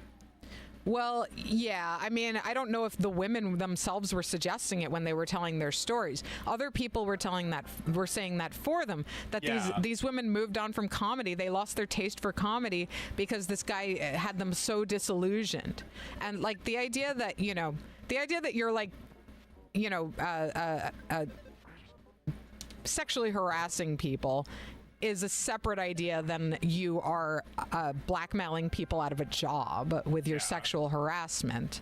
I feel like those two things need to be examined separately, and like, you need to get to the bottom of which one of those is actually true. Yeah. Yeah. So I don't know. I think, he obviously owes those women an apology, and I hope they feel like they've gotten that at some point. But like, I don't personally feel like he owes me an apology because I didn't think he was a feminist or somebody I would ever want to like talk about my career with, Sure. Like, yeah. Like you're not a stand-up, but you're technically a woman comedian, and you've only ever felt like he's brought positive influence to your life and comedy. Yeah. He's never held you back with his body. Prevented me from leaving the hotel room. Yeah. Yeah, he did do that. How many more years of humiliation? Not that Trump would ever give a shit about Louis. No. And, Louis, I gotta say, like, I think his comedy since all of that has been just as good as it always was. Yeah. I feel like there were a few friends that I couldn't say that to for a while. Yeah, like, you feel weird thinking that. It's like, you heard what he did, right? It's like, well, yeah. Like, I did, Yeah, I actually. did, and I already had my reaction to that, and I've decided that he's still a very good comedian. Yeah. And that I don't need to be like personally affronted by the thing that he did for the rest of my life. Well, yeah, I mean, like, if you are that way with everything, then you'll miss out on things you really like. Yeah. Like, Mike Tyson. Oh my God. Okay, well, Mike Tyson, Minecraft. again, he didn't do what Mike Tyson did. I mean, what about Bill Cosby? Would you say Bill Cosby is worth checking out still? His show? No. It was only worth checking out when we didn't know he was a rapist. Yes. Why? Because he presented himself as like the comedian version of a father. Yeah. He was so emblematically the father in his comedy. Right. And you just cannot go back to knowing that he was evil. Yeah, you can't really look at it the same way. I mean, the Cosby Show is like an iteration on a formula, one that gets replaced every few years with a different show. So even if it was a good show, I feel like no one's watching it now because there's other good shows to watch. Yeah, I don't know. I mean, are people still watching Roseanne? I think they are. Maybe, yeah, they probably are. Yeah. But not Cosby. Not Cosby? I don't think so. Nobody wants values from that. No. I feel like if it was just a funny show, it'd be different. You're right. It's a comedy show with hugging and learning. Hugging and learning. Yeah. So yeah, like I'll watch Seinfeld even though I don't like him. No. No, he's Still a good show. He's a loathsome Zionist. I watch his show for the rest of my life. Oh, fuck. I'll watch that show for the rest of my life because I mean that's actually worth watching. It's good on purpose. It's made forever. Yeah. Cosby Show is also made forever, but it's still got less of a lasting effect, doesn't it? Yeah. It's just a show about hugging and learning. It doesn't have anything really funny to say. Yeah, it's just like, well, yeah, it really just comes down to like Cosby's presence, where you're just like, this guy means so much to me because X, Y, and Z. And I love seeing him on TV. I love hearing the way he reacts to things, and I love like how his philosophy comes through in his work. Thank you everyone. I did it. I actually fucking beat him. Oh wow, you've been trying to get past this part this whole time. Yeah. Oh, saw a vision of a puppy. Cute. Yeah, no, I think there's something to that where it's just like, if your opinion of the comedian is inseparable. I mean, maybe that's why I haven't like watched Louis anymore, but I watch his stand-up still. Yeah. Right? I feel like if I went back to his show, I would feel like he was being a little self-righteous. Oh yeah. Considering that like morals just don't matter with Louis. Yeah. Right? That he's just a troll. He's just like an ogre of a guy. Yeah, I haven't watched Louis. I think that might be why. It's probably still pretty funny, but I feel like all of the emotional stuff in that show would hit differently. Yeah. I'd be like, oh, fuck off, about more of it. The hugging and learning in Louis would be intolerable hugging and now. Learning would, it'd be hard to swallow from somebody that you now think of as like, he does stuff that's like non-consensual or like well, was it non-consensual or did he ask first? Well, I'm pretty sure the way it went was that he had like some women in a hotel room. This happened a couple times, I guess, and he would have a woman in the hotel room and he would ask if he could do it, and supposedly the times when it went wrong was that the woman was like, yeah, sure, but didn't think he was actually going to do it. They thought he was fucking with them. Yeah. Yeah. And so it's like a shock when you see he's serious. It's like he's playing a prank on you. Yeah. And getting your consent. It's like a little shady. Yeah. Of him to ask that way. Yeah, because and then just start doing it. Yeah, exactly. Where like, he technically did ask for consent, but like there are plenty of people being accused of horrible things that technically asked for consent, but it was too coercive. They were in a situation where if it was like a situation with like the other comedians' careers, then yeah, it would feel coercive, like he's taking them there to abuse them. Right, but he like, I don't know, he took them up to his hotel room. Like, if you go up to somebody's hotel room, you're like kind of like, what's gonna happen, right? There is an implication. It's it's not like totally innocent. Like you could be going up there to have a drink or something else. You expect him to be a gentleman about it, but something might happen, right? Well, I don't know if that's like what he was implying by inviting them up there. No, I just think that like their expectations could have been in that kind of like, will we, won't we zone. Yeah. And they maybe were starting to feel comfortable that it wasn't going to happen. And then he pulled that out and surprised them. He pulled his dick out? Yeah, he pulled that out and just started very seriously masturbating. And then like they probably saw him with his dick in his hand and for a second still thought it was a joke. Like he's holding a hot dog. Yeah, or he's just waving his dick around. He's not actually like enjoying this. He's just doing it for fun. But he's like totally turned on. And then the women are like, "Oh fuck!" And if you want to like act like Louis is the character he plays, you know, you can imagine a situation where he'd be like, oh, no, and like try to explain himself and block them from leaving while he tries to explain himself. I don't know if that's true. I don't know if this is true. This may just be like, you know, a sympathetic reading of it all. The thing is, you still think he's funny, and if he wasn't funny anymore, that would be like the red hands, right? That would be him caught red-handed. Yeah, exactly. You don't buy it because he's still funny. It's like you can't just like Space Jam basketball someone else's humor talent from them and be an asshole person. Yeah. You know, you can have writers like Jimmy Kimmel, but you're still not funny. Yeah, and there are so few people that are funny. Maybe that's why Louis gets a pass from me, because there's so few people that have that talent. Even if he really did that, he actually suffered from it. If he's still funny, he's probably using it the experience to help with his comedy, because now it's his experience. Oh yeah, well he made a lot of comedy around it. You know, Yeah. he added it to his stand-up routine. He talked about it quite a bit. Yeah.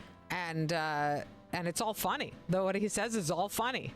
Yeah. And it doesn't turn a target at anyone but himself. And you know, he doesn't make anybody else out to be the bad guy. It's his own world that it's his own bed that he made for himself. Yeah. And he makes jokes out of it.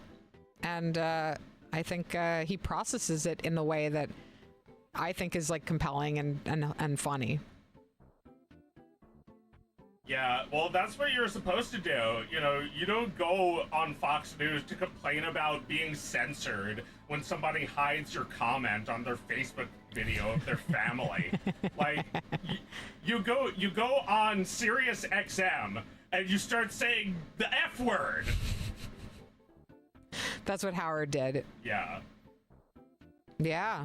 Yeah, you evolve. You get even better. You know, George W. Bush, because of fucking Janet's boob, they had to like tone everything down in all media. It was like a way to, you know, you probably remember how like a lot of stuff was getting censored back then because of like insensitivity. Like, Dynamo was censored because they show a city getting destroyed. Oh yeah.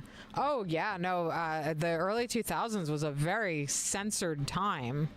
Yeah. Janet's boob, what year was that? 2004? Oh my God. Those were terrible years. I mean, Yeah. you know, I think like people think that this is unprecedented, and in some ways it is.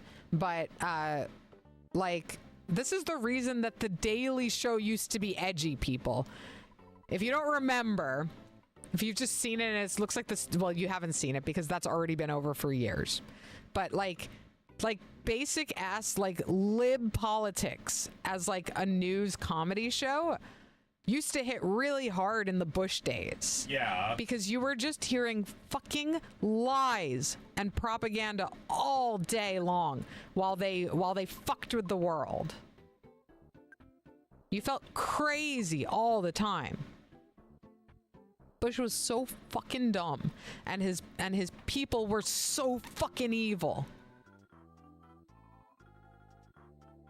Yeah, he was really stupid, and it was very frustrating that he was president. They went into Iraq. So, for those who are too young to remember, America was attacked in 2001 by Afghani terrorists, an Afghani freedom rebel group. Small organization. And anyway, we invaded Iraq because of that, we said. Because of that. Not authorized by a single voting American.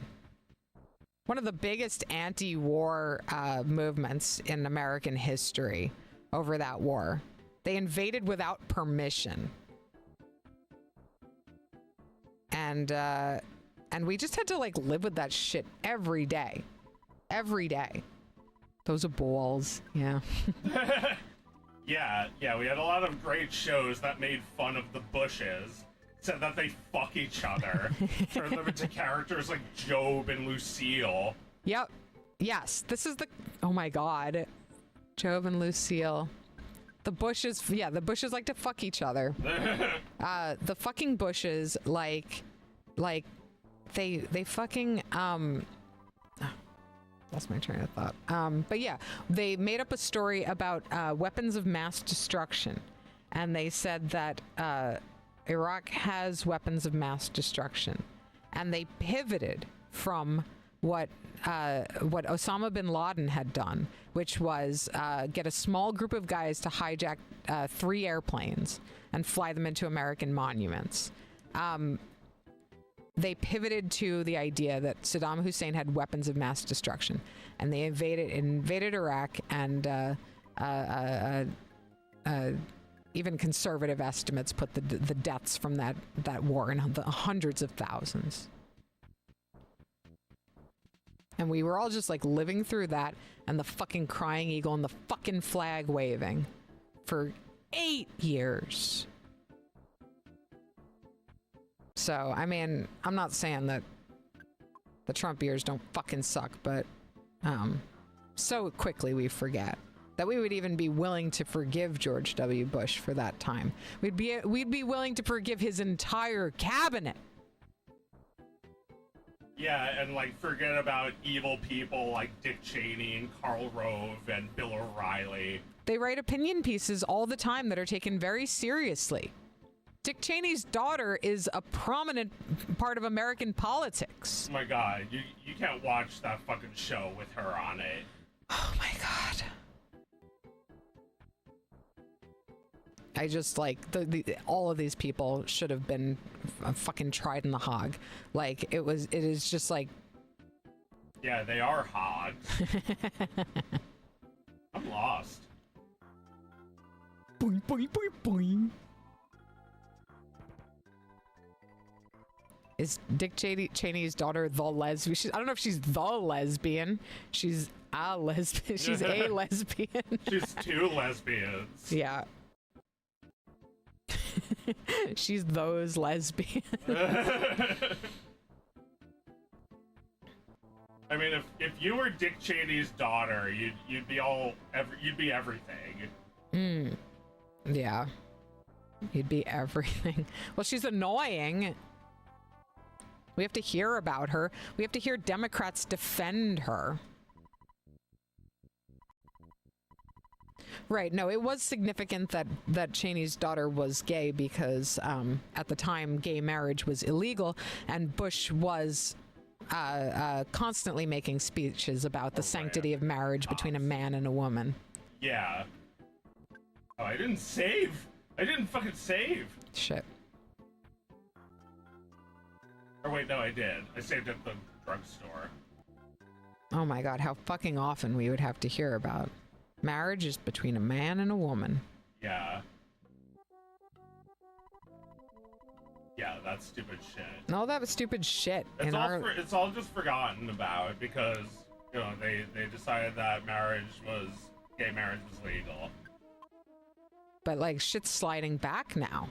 You know, like now there's all kinds of restrictions through like the payment processors about what you can sell. And that, you know, that targets gay content first. Yeah. Did you get arrested? Yeah, a friend of mine made a gay zine where, you know, it was like, you know, two gay wolfmen on a cover being gay. Yeah. And like, because of one country that had a restriction on it, I'll let you guess which country. Brazil. Germany. Well, Germany? Yeah. Wait, what? Yeah, I think it was Germany that had a problem. So my friend had to change one detail on the art. He made it so the wolf dude was wearing shorts instead of just like nude, I guess. They have restrictions on sexual content? I think so. Or really? at least he read that and it was enough to make him change the cover. Interesting. And it wasn't a big change, but I feel sad whenever someone has to make a change because of something like that. Yeah. No, I mean, I think that's happening. It's happening more and more. It's so sad. It's like gay Trump is like so sad they had to put pants on that wolf. Look what they did to free speech, Germany. But like, I mean, we see, you know, we see that free speech is no longer or never was a priority. Like, the last few weeks have been like this sustained attempt to fire people who said bye bitch to the Nazi. Well, they can't fire me. Well, they can fire at me. Yeah, they can fire at you. But like, yeah, quite a few people lost their jobs over that or had their projects canceled. Brazil has no power to make such demands. What about Russia? How's Russia on the sexually explicit content? I think Russia has no problem with gay furry stuff. I think they're all over that stuff. They're all over it. I mean, you know, they have long, cold winters. They need to be okay with gay furry stuff. Yeah, they need to cuddle up with a big bear. A Yeah. real one. A real bear, yeah. Tame bear. Gay or not, they need a bear.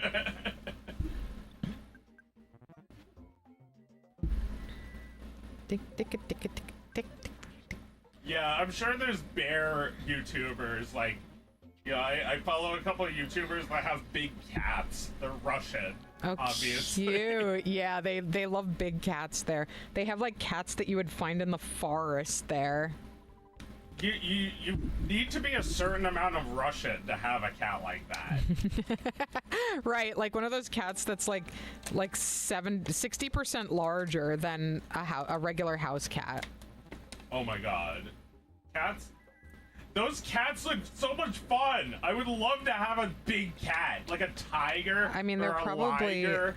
they're probably no different behaviorally. Like if you raise them from kittens to see you as part of them, like one of them, then they're the same. They are the same. It's just that they're gigantic, so they're strong. They could kill you by accident. Yeah, they could hurt you because they're big, but Yeah. they're so cute. They're so cute. They're just like kittens. They're adorable. And there's this one named Messi. He's a puma, and he's like a kind of a scaredy cat. Yeah. They also have a cheetah, and the cheetah is kind of the dominant one. Yeah. So like he looks fearsome, but then you see him compared to like what an actually like sort of threatening big cat He pet takes his looks he like. takes his place in the pack. Like if he sees you as part of the pack, then he takes his place, Well, right? they have different places. Like he's allowed indoors, and she has to live outside. So it's a little different for her. Right. Oh my god, he's such a cuddly cat. He sleeps in bed with them. Oh my god, like So cute. a large cat. Yeah, it's like a cat the size of a dog, like a medium-sized dog. My cat scared the shit out of me today. I opened a drawer full of like all of my bread making ingredients. I was making challah for Rosh Hashanah. Yum. Yum. It came out pretty It nice. was really good. Pretty gourmet. Yeah. But I had the bread flour stuff all open, and Louise, my cat, crawled into the drawer, and thank goodness Oscar saw her do that. Yeah. Because I was gonna slam that thing shut very soon. And he's like, Louise went in there, and then he was about to close it, and I was like, don't close it. And then we just hear, meow. Oh no. And I looked in there, and there was nowhere she could be. There were 6 walls, top and bottom, all closed off. Where could she be? So I sent Oscar upstairs to get Mike, and Oscar ran up here and was like, it's an emergency. Louise is stuck in the drawer. Mike came down, and he wasn't scared at all. Yeah. He wasn't nervous at all. And he looked in there. He didn't see her either. He looked in a few other places, didn't see her. And then she just popped her head out of there, the place we'd been looking. We don't know how or where she was. That's so great to see her again after that. I know, I was so Love scared. that cat. So sweet. I that's good that Mike didn't panic. You know, he's the one who's had cats this whole time. Yeah. Yeah. My cat would do that exact thing. He would go into the cabinet for fun. He'd open the cabinet and he would go in. Your cat doesn't open the cabinet. It just goes in if it's open already. Yeah, so we can prevent this from happening again. I'm very scared of it happening again now. Yeah. Well, where was she? Just in the space between the floor and the bottom of the cabinet? I think so, which would be like less than 3 inches. This is a liquid state. Yeah, she was. I don't know what she was doing down there. Oh, Louise, almost lost her. Yeah.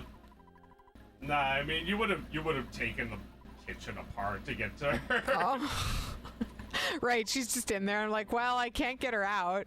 Yeah. But I was just afraid I was going to close something and it would be the place where she was, you know? I mean, I don't think you'd kill her or anything. She'd be like, yeah! And then we'd panic not knowing where she was. Oh. And you open it and it like makes her screech again. Oh no! No! Yeah, right? I'm having like a Bugs horror Bunny. flash of that right now. She's like behind you. Oh!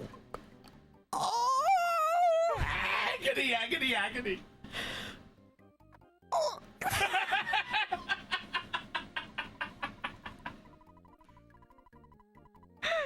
Holy shit. Yeah, and she's behind me making the noises.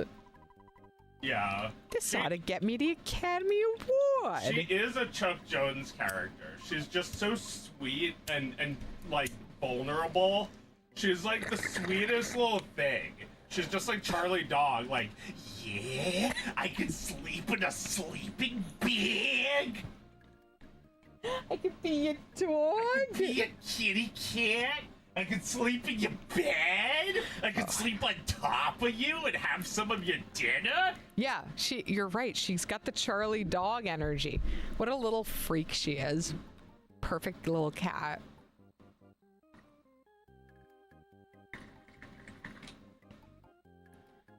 I love this room and this music. Yeah, this is great.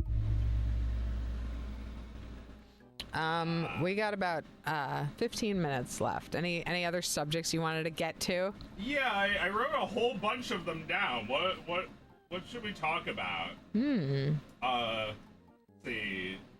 Disney movies that you'll put on a thumb drive and stick up your ass when we get forced into space. Talk about Doug, the show, not the guy. Uh-huh. We talk about Quentin Tarantino Feet.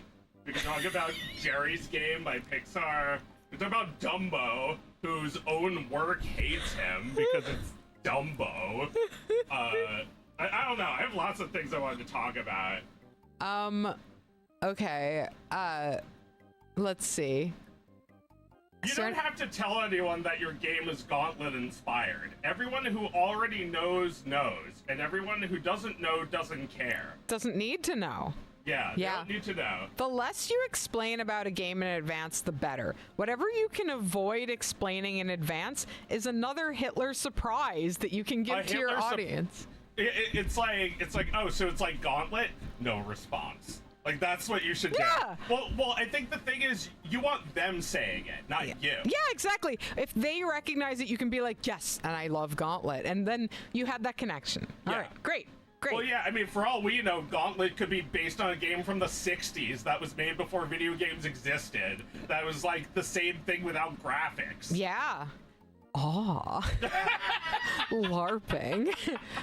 That's true, yeah. It might have been based on LARPing, which was probably all the rage before video games. I mean, isn't LARPing like kind of an extension of Dungeons and Dragons? I mean, LARPing is just made formal playing pretend, right? LARPing is just a formal version of want to play Ninja Turtles and like I'm Leonardo. The Civil War. Yeah. It's playing pretend. But it's formal, so it's for adults. It's grown-up fun for adults. Grown-up pretend. Grown-up pretend, yeah. Playing pretend, playing toys when you're an adult. So, I mean, you know. The formal system it's given is like kind of it's kind of just an excuse for fun. It's just another entryway into fun. Interesting. Or, you know, you're an adult, you've got a busy life, you need You need things to be instantly fun and Structured interesting. Fun. Yeah, exactly. You Fun need structured needs fun. Some sort of rules. Yeah. Like, adult fun has rules. It's not just playing toys where you get to make it up while you're doing it. Yeah. Yeah, Like, exactly. I'm Goku and I have all the powers. Well, I'm Piccolo and I have more powers. Okay, well, I'm Super Goku. Like, it's just Yeah. like making it up. Yeah. Yeah. Playing pretend with no structure. Trying to be stronger than the other person. It's like, yeah, that's the whole game, isn't it? That's like the premise of every shonen anime. It's just like two guys fighting. They're just like staring at each other. It's like, no, I'm stronger now. And it's like unbelievable. You Yeah. can't be stronger. Yeah, just playing pretend that you're strong together. Well, yeah, I used to play Ninja Turtles in the schoolyard. That was like me and two or three other boys would play Ninja Turtles in the schoolyard. And you could just get going with that game, like like who's who? I'm Leonardo, you're Donatello, you're Raphael, you're Michelangelo, and then you just start fighting Shredder. Yeah, you just play, and yeah, like you as long as you don't like argue over who's who. I mean, that does happen. Yeah. It's part of the experience, but for the most part, once everything's agreed on, it's a if they're your good buddies that you like to play pretend with, then everyone will kind of yes and each other for a while. I just remembered a few weeks ago I had an argument with a friend over which one of us is Daffy. It's like we're in our 30s, like we're arguing.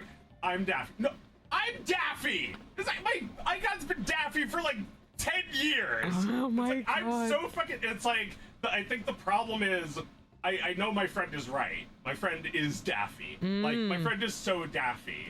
But, like, I didn't want to relinquish me being Daffy either. Because you felt so strongly connected. Well, you're different Daffys, though. At any given time. Right now, you're Cowboy Daffy. But Right. for a long time, you were Boxing Daffy. Boxing Daffy. Yeah. I was pissed off little guy. Pissed off little guy. But that's not really him in that Porky Pig cartoon at all.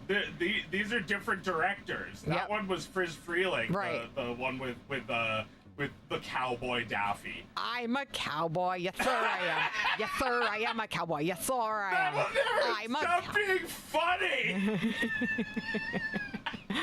Oh my God. I'm a cowboy. Yes, sir, I am. Yes, sir, I am a cowboy. Yee! Pop. God, it is just so funny. It is just so funny that that Porky Pig started out as like the star to be, and they just just treated him like the little piggy he is after that. They're just like, whatever freaky idea we have about what to do with you, our little flesh-colored naked one, we're gonna do that with you, you little piggy. Like, just make him the butt of every joke. Well, I just remembered, they made a cartoon still in the black and white era about Porky Pig leaving the studio and then coming back, based on the real story of Frizz Freeling leaving and coming back. Ah. So they animated Porky coming back to grovel and beg for his job back. Oh my God. And I guess after that they made him a sidekick and ruined his life to make fun of him. Oh my God, that's so funny. And also got some of his best work out of it that way. Oh my God. So wait, was Porky was there a time where Porky was not really used? Well, he wasn't really anything but Daffy's sidekick after that, right? Right, because Chuck Jones started doing more Porky cartoons. Yeah, I mean, I love the one with Charlie Dog and Porky. He's like a farmer, and Yes. Charlie Dog wants to be his dog. Yeah. And he's like, I want to be a dog. I need you. I need to be a master. Like, he wants Porky to be his master, and Porky hates his guts. He just keeps trying to kill him, and he keeps at different parts of the cartoon promising to do something for Charlie, and he falls for it, and then he gets rid of Charlie, and then Charlie comes back. So this happens 3 times, and then the cartoon's over. Yeah. I love it. It's called Often an Orphan. It's one of my favorites. I should check it out. It's been a long time. There's a part that's so fucking funny where he's like about to throw Charlie out of the farm, and like a guy, like a humane society guy, is like parked across the street in a car, is just like tapping his fingers, and Porky just like puts on a nice now face.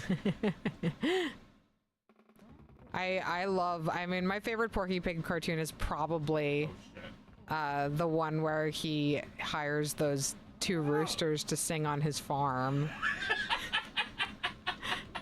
That is such a funny, like, there's so many specific hilarious gags in that one, and then like there's such a big fuck you Porky at the end of that cartoon. Yeah.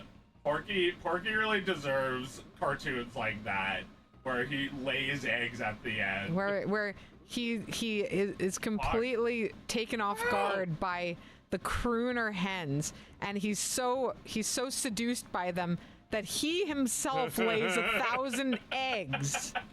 He rises up off the ground with the eggs coming out of his ass.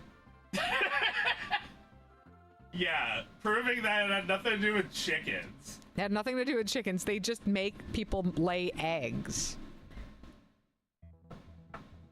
My God, no, the game is hard. Oh now. yeah, this part of the game is so goddamn hard. This music is hard. This music is hard. It is.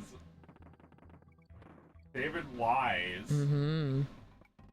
There's a lot of great music in this game. It's like atmospheric. It gets stuck in your head for the rest of your life. Yep. And oh yeah. I don't know. I was thinking about like how are you supposed to repay people like that?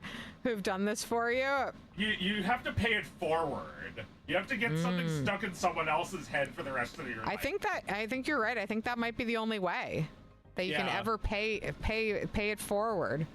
Well, you can pay it back. You know, like if J.K. Rowling was mad at me for not writing 7 fantasy novels in return, then I'm probably not going to do that. But, you know, maybe someone else will be saying funny made-up words that I make up, like Humplegrump or Stupelwaz. Yes, and they'll write something that finally replaces Harry Potter. Well, I think it's everyone, you're entitled to like Harry Potter. I think I'm entitled to like it for that reason, which I also feel entitled to do things like that, to come up with funny words that sound kind of like Harry Potter words. Everyone's entitled to do that. That's your right. Yes. If you have a natural inclination for it like I do, then yeah, of course you should do that. And not even feel weird about being compared to Harry Potter, which was something we all loved. Right. Well, otherwise you're just letting her keep it. Right. Then she's using it. She's using it to like enact evil laws. Yeah. She's using witch to be bitch. Yeah. Like she's not even passing it on to her family. She's spending it now on evil stuff. She's using his witch to be bitch. It's the bitching hour. Indeed. But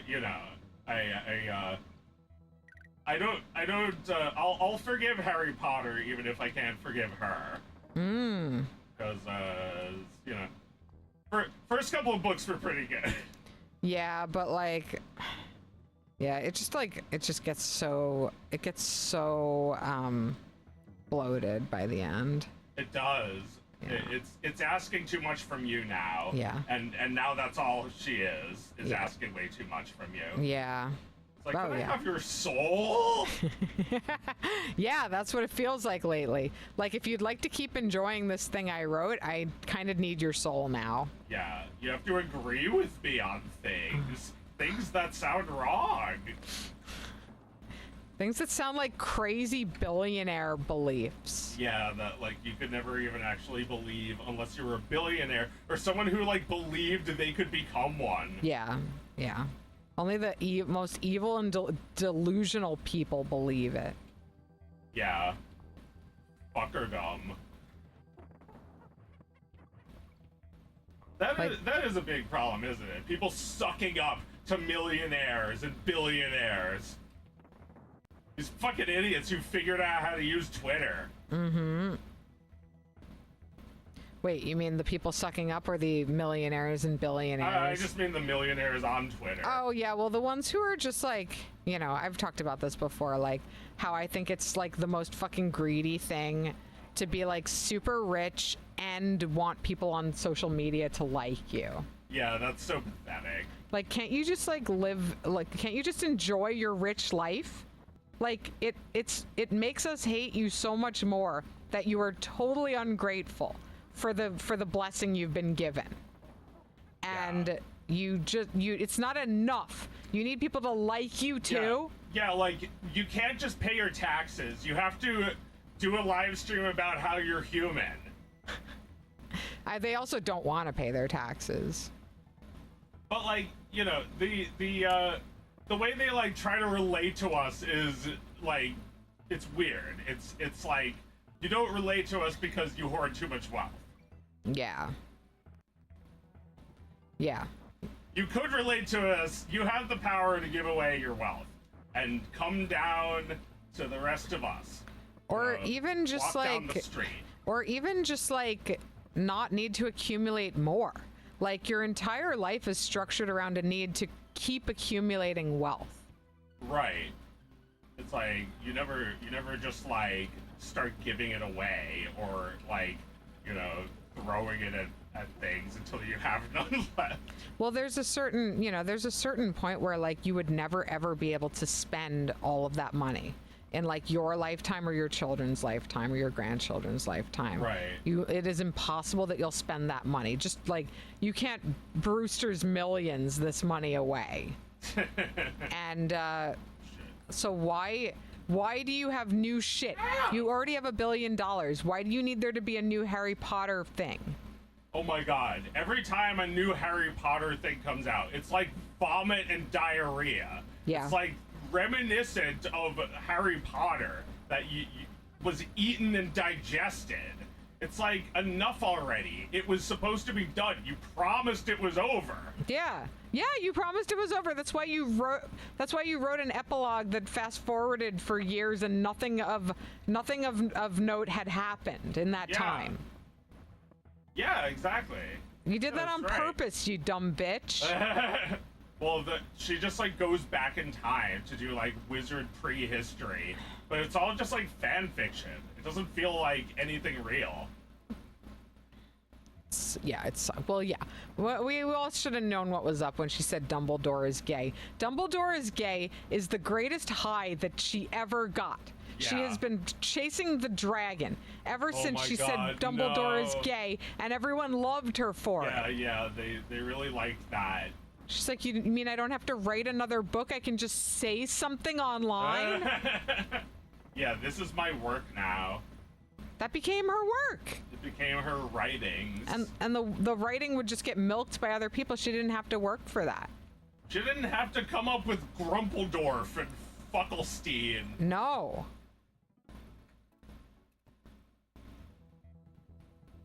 It's just like that Netflix thing you were talking about. It was a bait and switch. Yeah, but bait and switch. Here's 15 years of time to adore Harry Potter, and then look at it like it's like it's got shit smeared over it for the rest of your life. Well, you know, like those funny words I described, fantasy is also your heritage, and you have every right to do your own version of it. Yeah, she doesn't own that. No, that is true. I mean, you know, then you would think something would have replaced Harry Potter by now. Well, didn't it?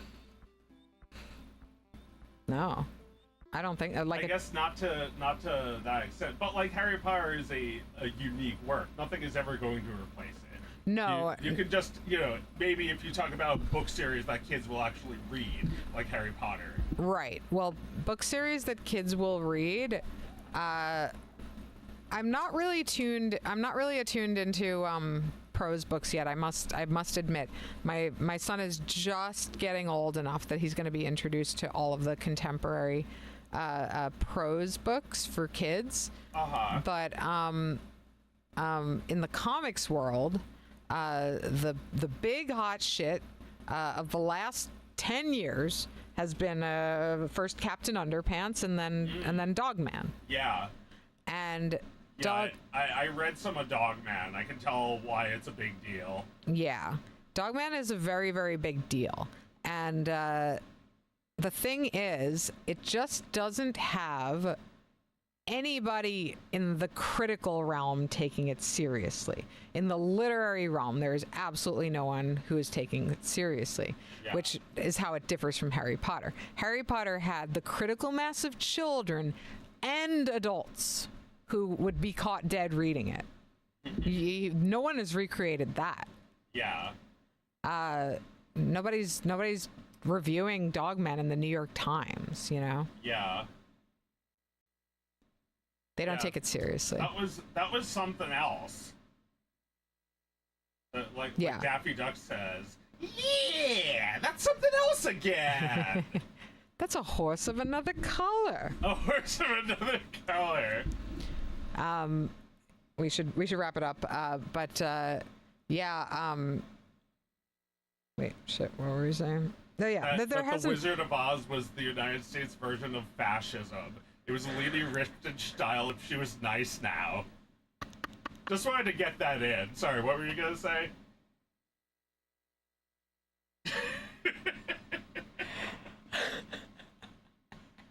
What I'm saying, it was a spectacle. It was gigantic. It was what we were up to at the same time as the Nazis' propaganda films. Absolutely, yeah. They built all this weird, cool shit that's kind of reminiscent of Italian futurist fascism art. It's about like a sweet Aryan girl whose dog attacked this woman. This woman with a long nose, by the way. A witch. Who's green, and she comes over to the house and she uses all of her legal rights to try and get rid of that dog who is a threat to her garden and to what Dorothy describes as her nasty old cat. Like, we don't get any, like, the cat gets no justice at all. She's just trying to get justice for her leg. She says her leg still hurts when she was bitten by the dog.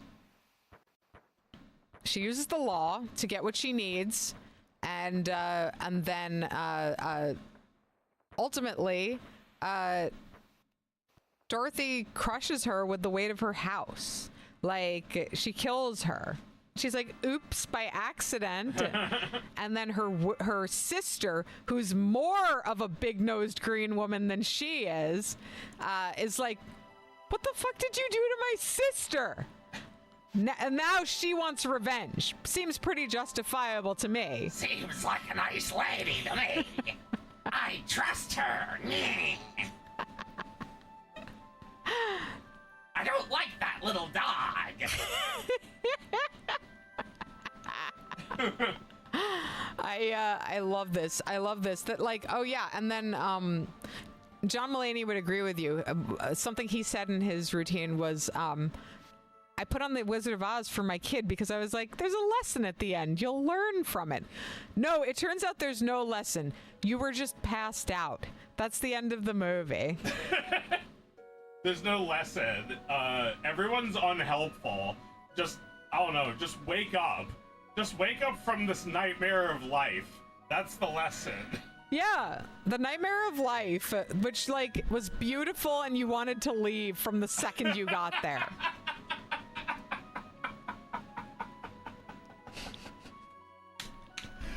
Oh my god.